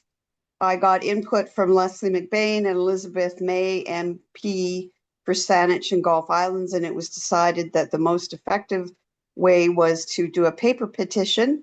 It carries more weight in the House. It needs only 25 signatures as opposed to, I think it's 5,000 for e-petitions. And you can send it to an MP, multiple times, where the electronic, you can only send it once. So in December 12th, we completed the final draft. And if you have a draft of a petition, you can send it to the clerk of petitions, who will read it and give a revision so it's put in the right way that they like to see it written. So we did that, and we accepted all her recommendations. And then we sent the petition to Mum Stop the Harm board so they could approve it, because we wanted to put it out on the website and on the social media channels. And we wanted to encourage all Mum Stop the members to print the petition, copy it out, get the signatures, and send it to their MP. By law, if the MP is presented with the petition, they have to register and present that to the House. It doesn't mean that it necessarily gets read out every time. There's a Friday afternoon where all petitions are presented and some are read. So the petitions that have the most number coming in are the ones that often get read. And then the government has 45 days to respond, and the response is entered in the official record. There's about 1,500 petitions, e-petitions and paper petitions, that are sent to the government every year. So the ones that get attention are the ones where you get lots and lots of petitions on one issue sent in. Unfortunately, the board approved the petition, but they wanted one word changed. And this was early in 2024, and I was having a few health problems, so it fell off the radar. Georgina asked me about it again, and it was presented to the board, and the letter went around asking if Mum Stop the Harm members would support it. So right now the petition is ready to be added to the Mum Stop the Harm website and the social media platforms. It doesn't need any more editing. I can't even remember what the word was that the board said they wanted to be changed. If the board wants to look at it again and tell me what word that was, I'll change it. So the process for sending out a petition is relatively easy. People get confused and they think it's hard. So basically, we've done the work. We've drafted the petition. We're going to put it out on our website and our social media channels. So what you do is you print it off. You get 25 signatures from residents of Canada, and then you send it to your member of parliament.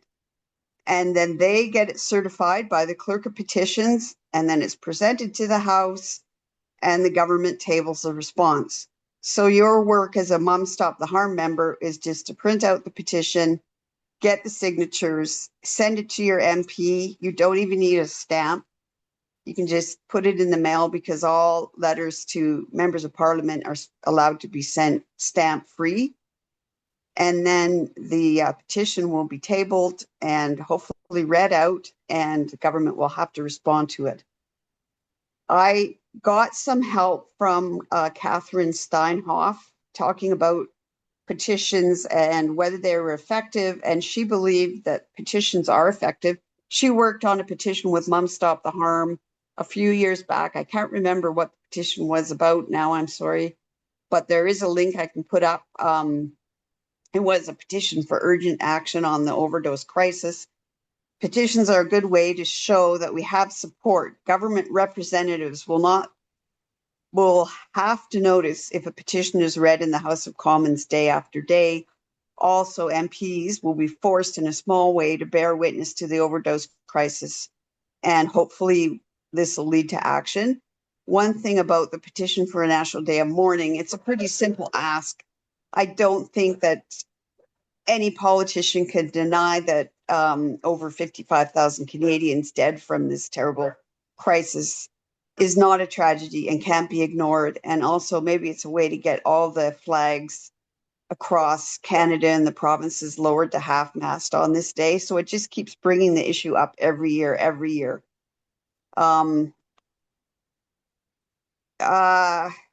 In some ways, there was some thinking that maybe National Day of Mourning, we already had it with the Overdose Awareness Day.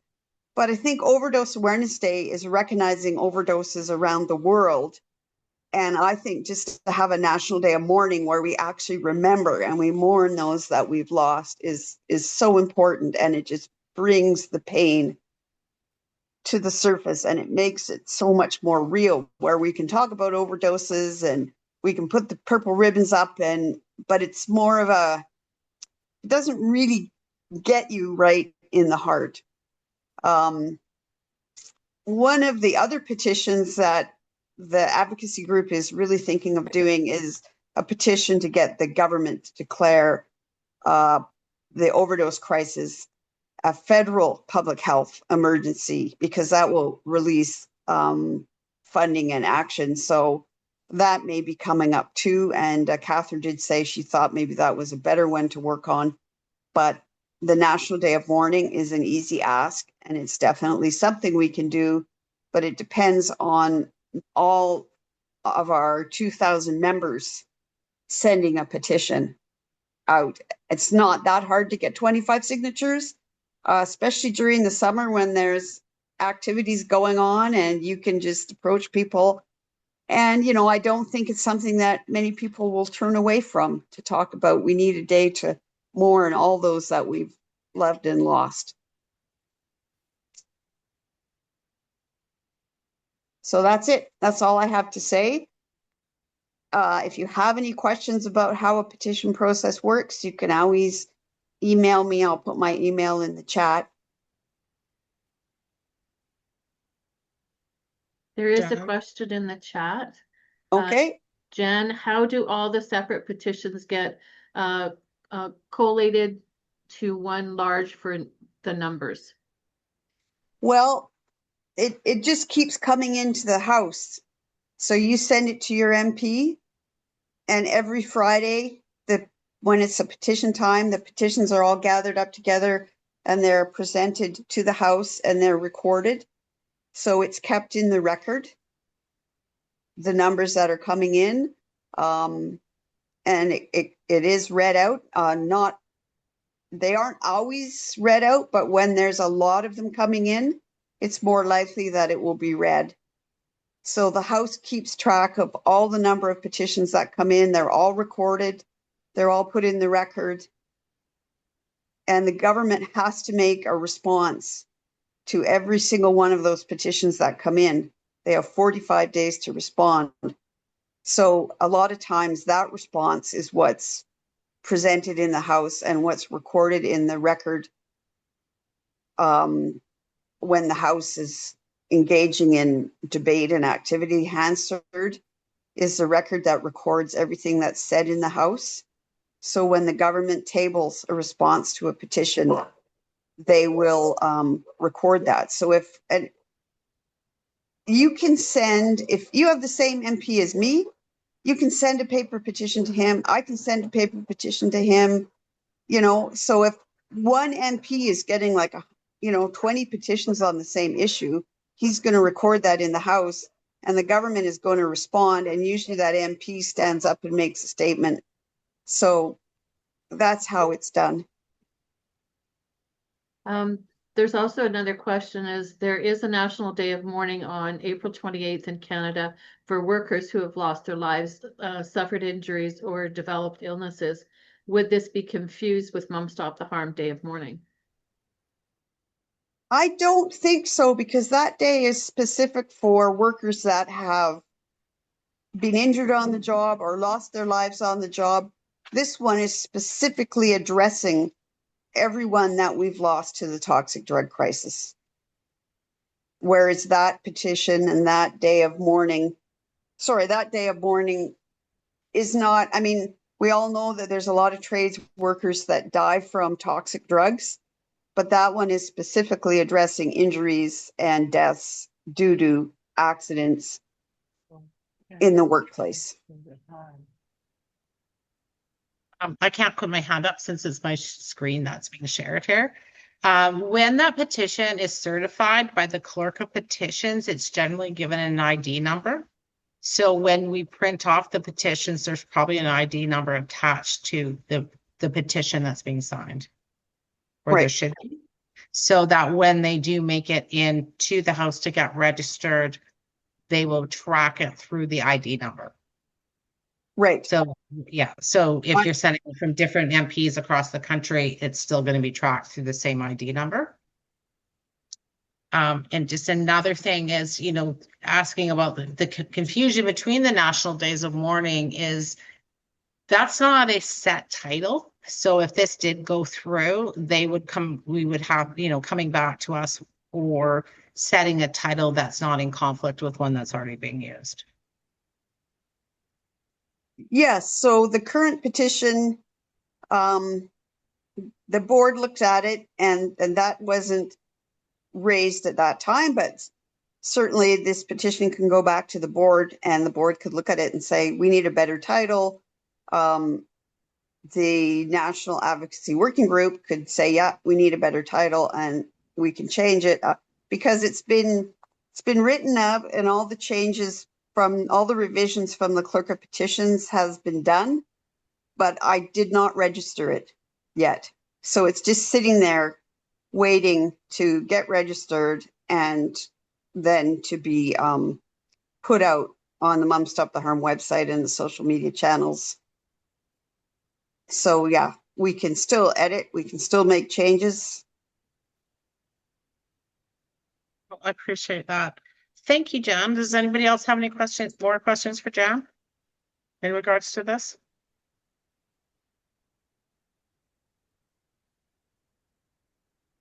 No, I think that's about it.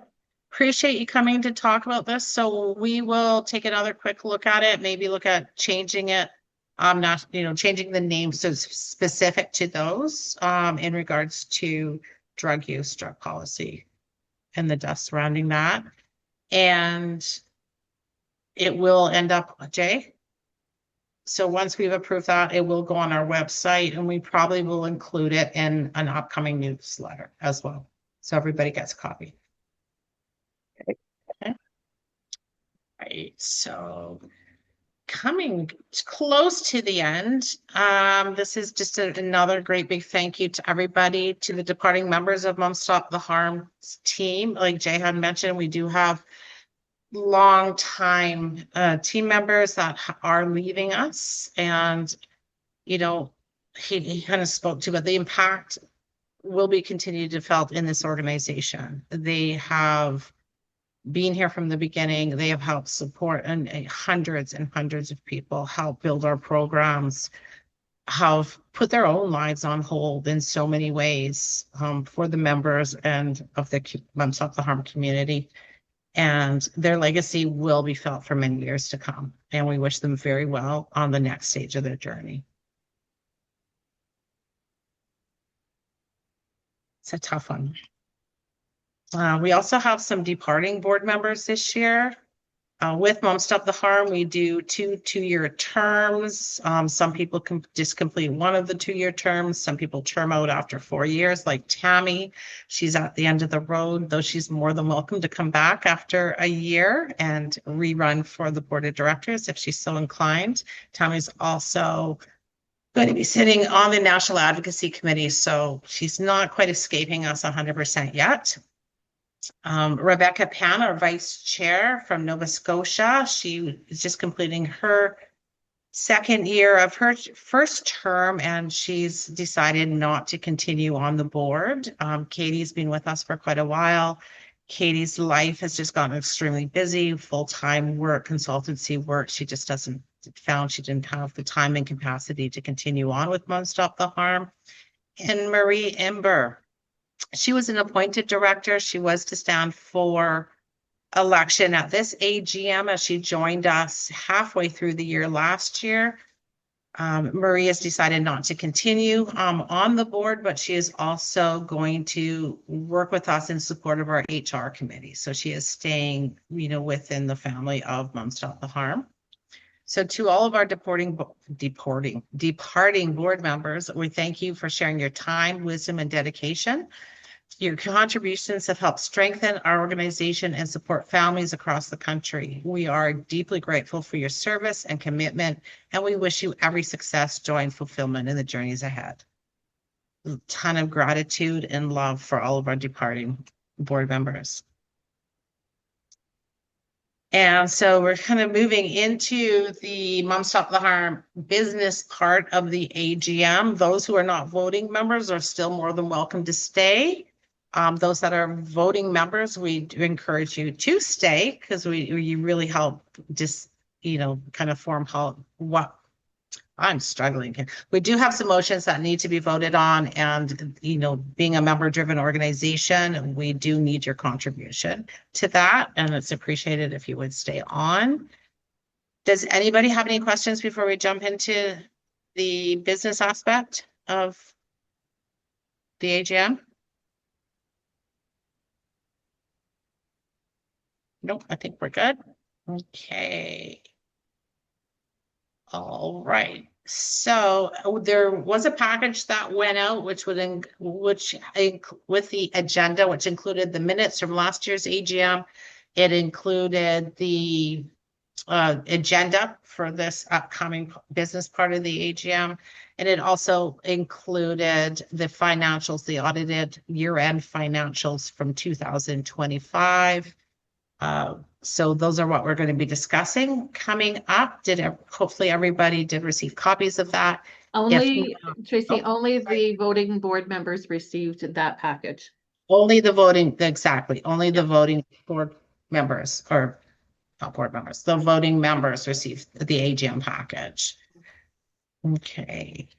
So the first motion that we have on actually I want to record the time. Can we record the time at 11:30 Pacific time to get started, please? Okay, thank you. Originally, we were going to jump into breakout rooms to be able to do the voting, but because the majority of the voting members are still on the call, what we are going to do is just do them. How are we going to do them? Antoinette, is it just show of hands? What I need you to do is stop, you can read the motion, but we need somebody to bring the motion forward, second the motion, and then in order to vote, if you could stop sharing your screen, I have a poll for each one of the motions. Okay, so we're going to do it by poll. Okay, perfect. Thank you. Okay, so the first motion that we have here is a review and approval of the 2025 AGM minutes. Hopefully everybody has received their copy, have been able to take a look at that. Before we move forward, is there any revisions, changes, or edits that it's been identified we need to make? You can unmute yourself if there is and just let us know. Troy Lana has their hand up. Troy Lana, go ahead. I will move that motion. Okay. Okay, so we're going to move ahead with the motion with no changes. Do we have a second? I can second it if you like. It's Tammy. Tammy, thank you. Okay, as of the voting members, oh, you want me to Stop sharing your screen. sharing? There we go. Yeah. Ruth, are you able to record? Or no, you have a poll. Sorry, I'm just 10 steps behind on this one, guys. All right. So is anybody of the voting members present, do we have anybody's abstaining from the vote? I have that I will launch It's the all in your poll? Yeah. Well, let's So go can to the everybody poll. see that? Yeah.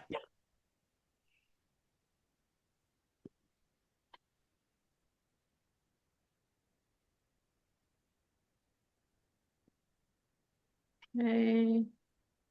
And we have 18 of the 25 people that can vote have voted. We have 17 out of 18 people that have agreed. One person is abstaining. We okay to move that then? 94%. So 94%, motion passed. yeah. So everybody Thank can you. see that.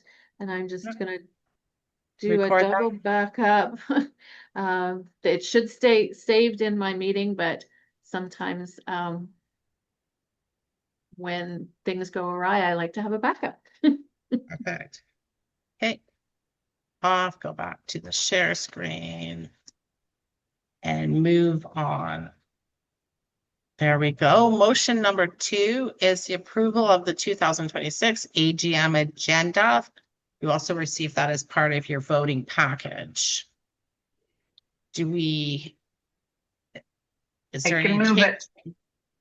I can move it, Tracy. Okay, I'm sorry, I can't see who that was just because of my. It's good. Trelana. I'm not hitting. Was Trelana? Yes. Okay. Troy Lana moves that motion. Okay, and we have a second. I second Leslie. Leslie, thank you. I'll get the hang of this by the last motion. Stop sharing. Move into the poll. No, no, pull up. Sorry. The second poll. Can you see the second poll now? Should be up there. Yes. Okay.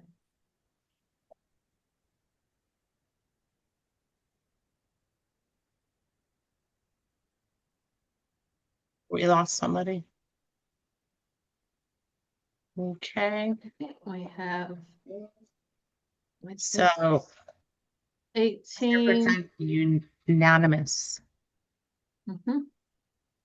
Okay. Thank you. Motion passed. This is gotten easier.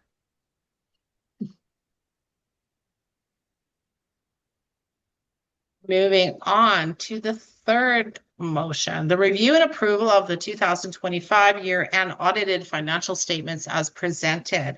Kim Nam, who is our treasurer, was unable to make the meeting today. She would have been presenting the package that came, the audited package from year ending 2025. None of us are comfortable speaking to these. To be honest, she's very well versed in them. So what we're suggesting as the copies were they supplied with the AGM package, the two that just went out, and they'll also be attached to the annual report once posted to the website. Once you've had a chance to review them, if you do have any questions, please reach out to Kim. It's kim.nam@momstoptheharm.com or treasurer@momstoptheharm.com, and she will answer any and all questions you may have. Are we comfortable moving forward with without them actually being shared and presented? Have people had a chance to review?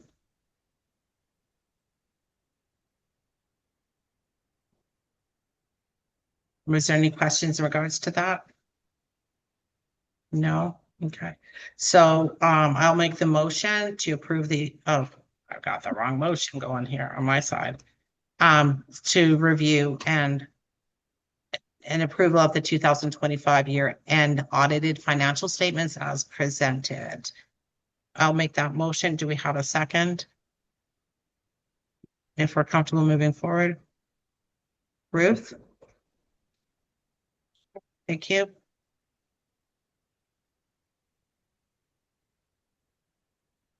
Move on to polling.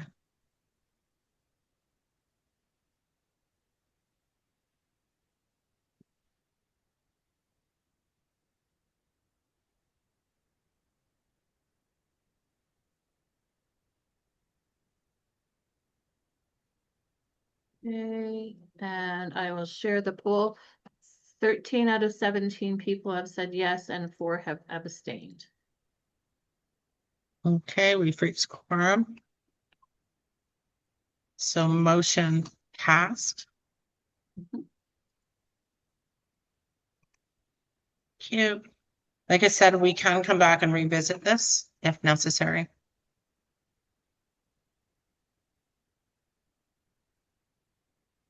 Okay, the next motion is the approval to appoint Baker Tilly as the accounting firm of record to audit the 2026 year-end financial statements. Our year-end was March 31st. We fall in line with our funding year-ends. These financials are now slowly making its way to the accountants, and we should have the audited financials for the 2026 year-end by mid-September, because we do have 6 months to file, and they like to kind of put us right at the end of their filing period.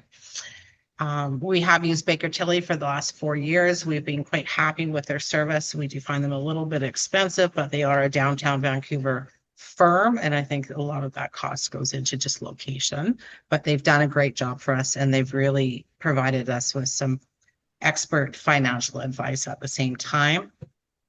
So the motion to appoint Baker Tilly as the accounting firm of record to audit the 2026 year-end financial statements. Do we have someone want to make that motion? Yeah, this is Leslie. I would make that motion. Okay. Do we have a second? Tammy also had her hand up. Yeah, I can second it if you like. Yeah. Okay, before we go to polling, do we have any questions in regards to the auditors? Sorry, I think I I think launched. we already answered that. Already voted. Yeah, people. Oh, did you? Did I? already- Oh, I missed Sorry, the vote. I put that forward. There was a question if the financials will be on the website. The financials, yes, will be on our website. They will be attached. Tracy, you're sharing your home screen, just so you know. Oh, am I really? Yeah. Six. And I thought I was doing good. You're doing great. Doing great. We're just not going to share anymore. Just pushing the wrong buttons. Who knows what's on my home screen? That's probably not a good There is a question from Glenn. When could I ask a question about the financial statements 25, 24?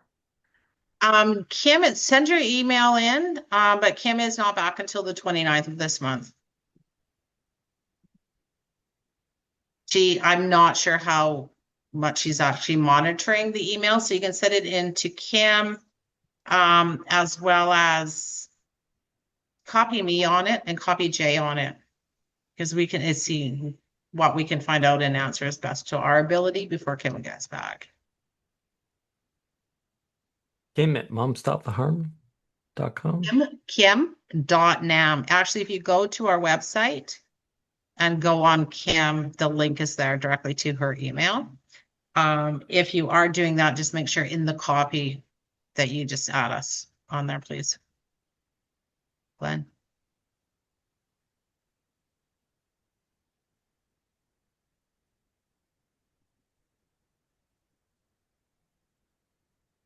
Okay. And so the that motion was passed unanimous. I'm not sure. I didn't actually see the end result of the poll. So motion approved and passed. Yes. Thank you. Okay, I'm going to abstain from this one. I'm just going to pop it up on the screen, but I will talk briefly.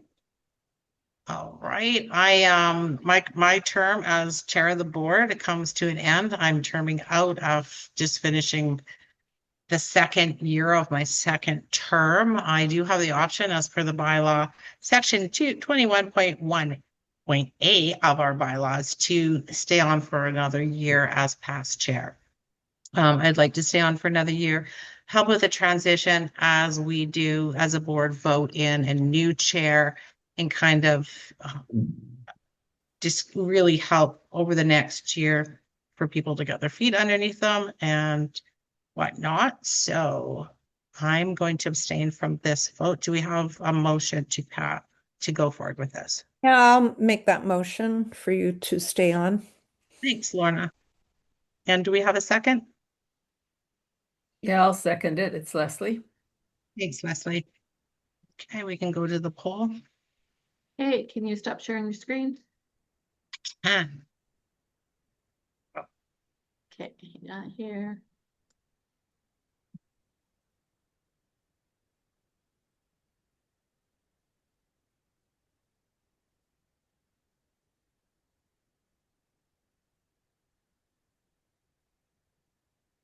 Okay, it should be up there. I'll let him abstain. Okay.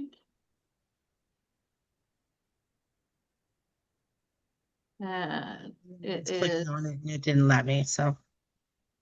I'm just gonna end the poll and share the results. Okay.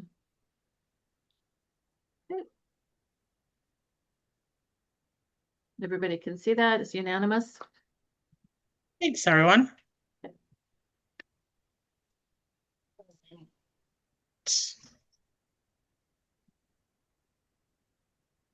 Share screen again. Okay. Introducing the slate of board of director candidates for 2026. So we are looking to onboard 3 new candidates or 3 new board members at this AGM. We have Cassie Van Camp from Victoria, Alex McClellan from Ottawa, and Susan Tilson from Thunder Bay, Ontario. Thank you and welcome. Each candidate has been nominated and approved by the board for their initial 2-year term. All board members are eligible for two consecutive 2-year terms. What I'd like to do is invite each one of the candidates to talk, give a little chit chat so we can get to know them. And first up, Cassie, if you're here, we'd love to hear. Hello. Can Hi, you guys hear me? Cassie. We can. Thank you. Thanks so much for having me. I won't share too much. My bio is up there on the screen. But yeah, just as kind of a brief, I'm from Treaty 6 territory in Saskatchewan, but I've been living out in British Columbia since 2020 when I moved out here to complete my master's. And my master's was on police violence. And since then, I mean, I've been working in harm reduction for over the last 10 years, primarily focused on substance use harm reduction specifically, involved in a lot of community organizing between Kelowna and Vancouver and now here in Victoria.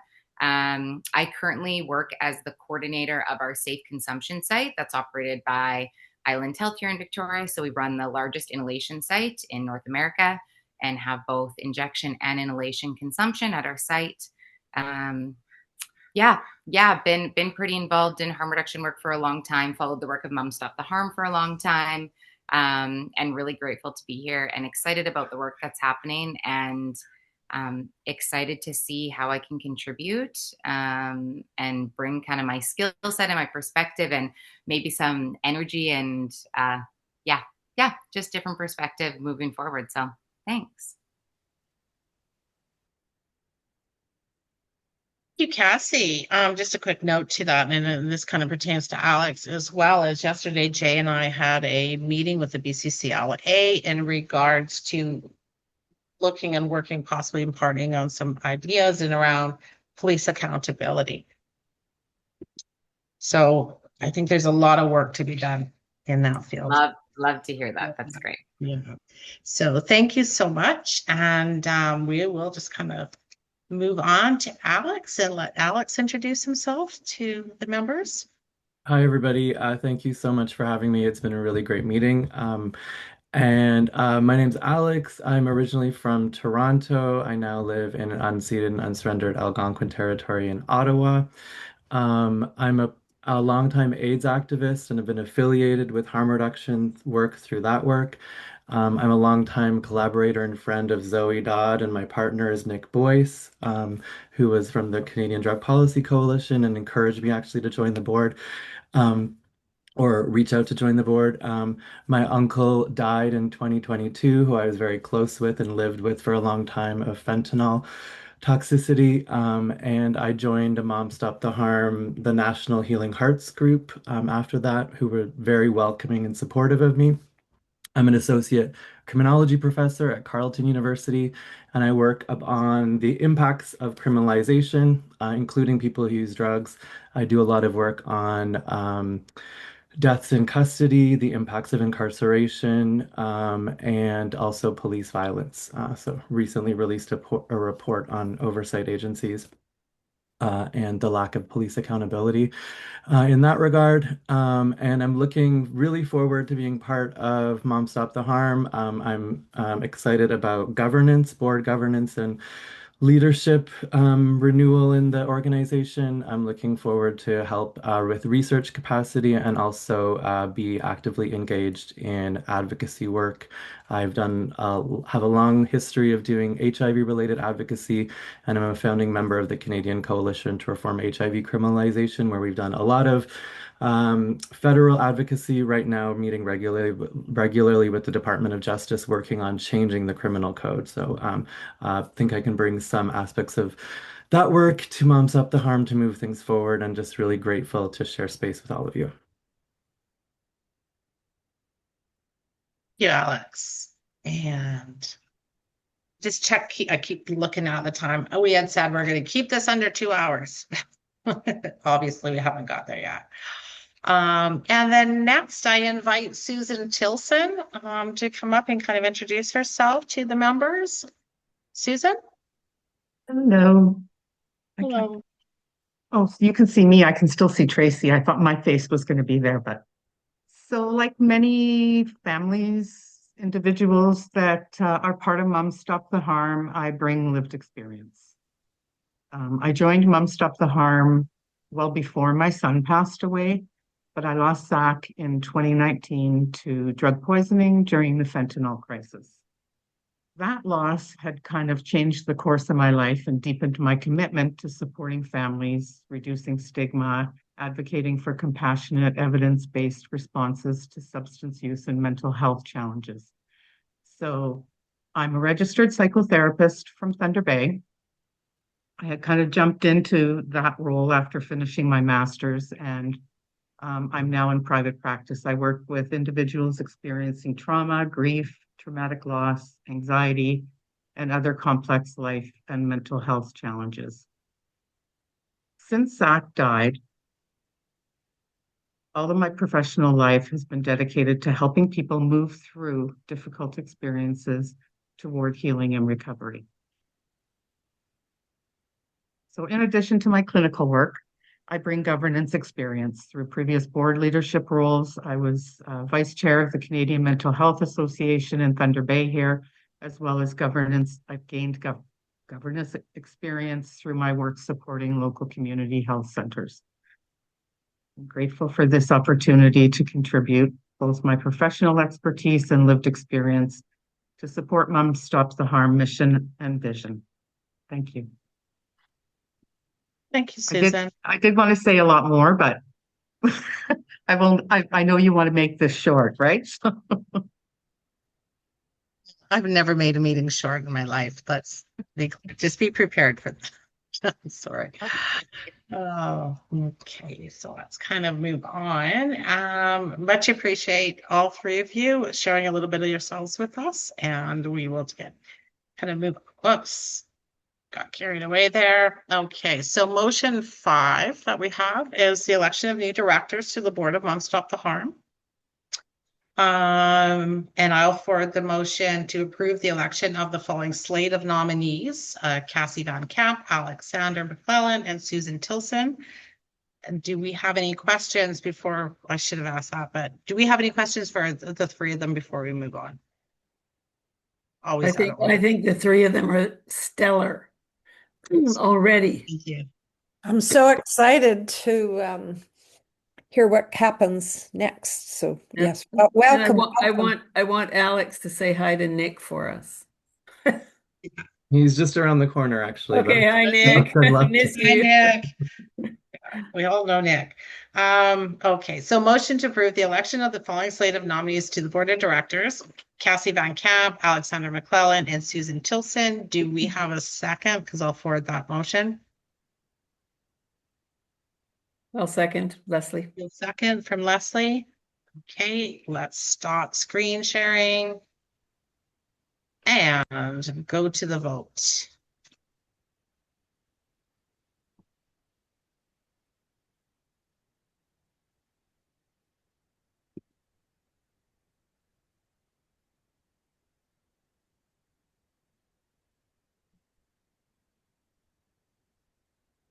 Do you know what it is, Antoinette? It's not letting me vote at all. I can't vote either, so. Is it because we're hosts? I wonder. So, yeah. I know I can't vote. I will add my votes in later for the numbers, but I can't vote. Maybe because you were screen sharing, but because I'm launching the poll, I'm guessing that's probably why What it is. I'm not able to. But I think it's been, I'm going to end the poll. One person has abstained and the rest have said yes. Okay, so motion passed. Welcome. Pretty excited to have you, all three of you, on our team. So let's go back to share. Let me just see what my next slide is before I share it. Okay, one more share. Share, share, share. Okay. So actually, before we jump to this, did anybody else have any questions for us at all before I kind of bring this to a close? We didn't have a lot of motions on the table this time around. I think by next year, there'll probably be a few more because there will be some changes, particularly to the bylaws, hopefully.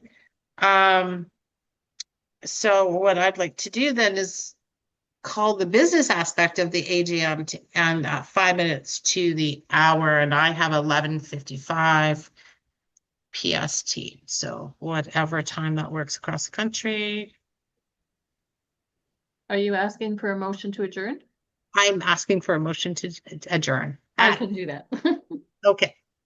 I didn't actually, I meant to put one in here. I thought about it this morning. I'm like, I cannot play with this PowerPoint anymore because I was on like revision 90.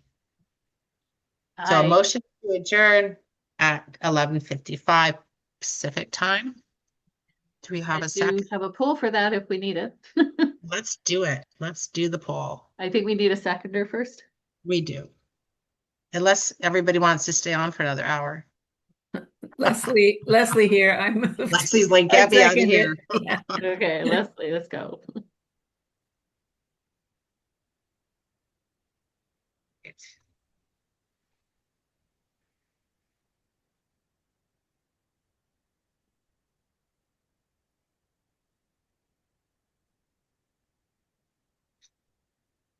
Okay, thank you. Motion passed. Yes. Everybody wants out.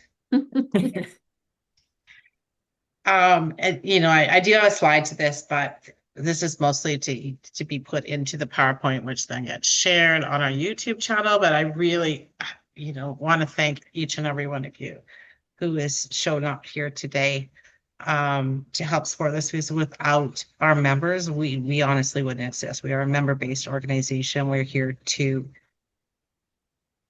support, not only support members, but we're here at the request of members to do the work that we need to do. And we have a huge shout out to those who just show up.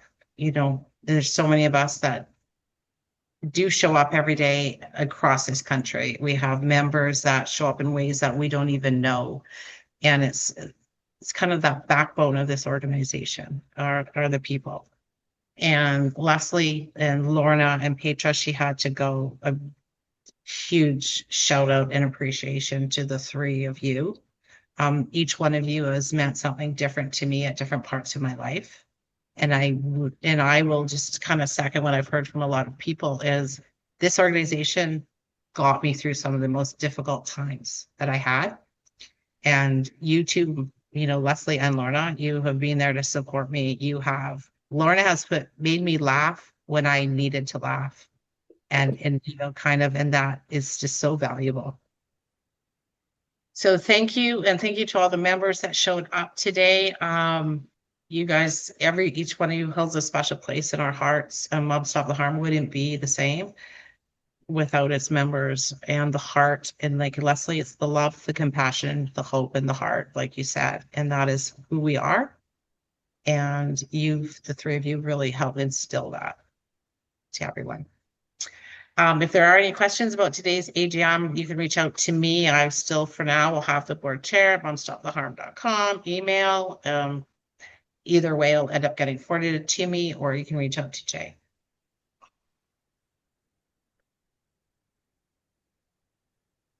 And just one more little quote is the path to change is never walked alone. It is built through solidarity, sustained by hope, and strengthened by the courage of those who refuse to give up on one another. And that's something I've learned here is we don't give up. There's hands on each one of our backs, and that's the solidarity that we have as we support one another. So a big thank you to everyone for being here today. And I'm going to stop my sharing and no more PowerPoints.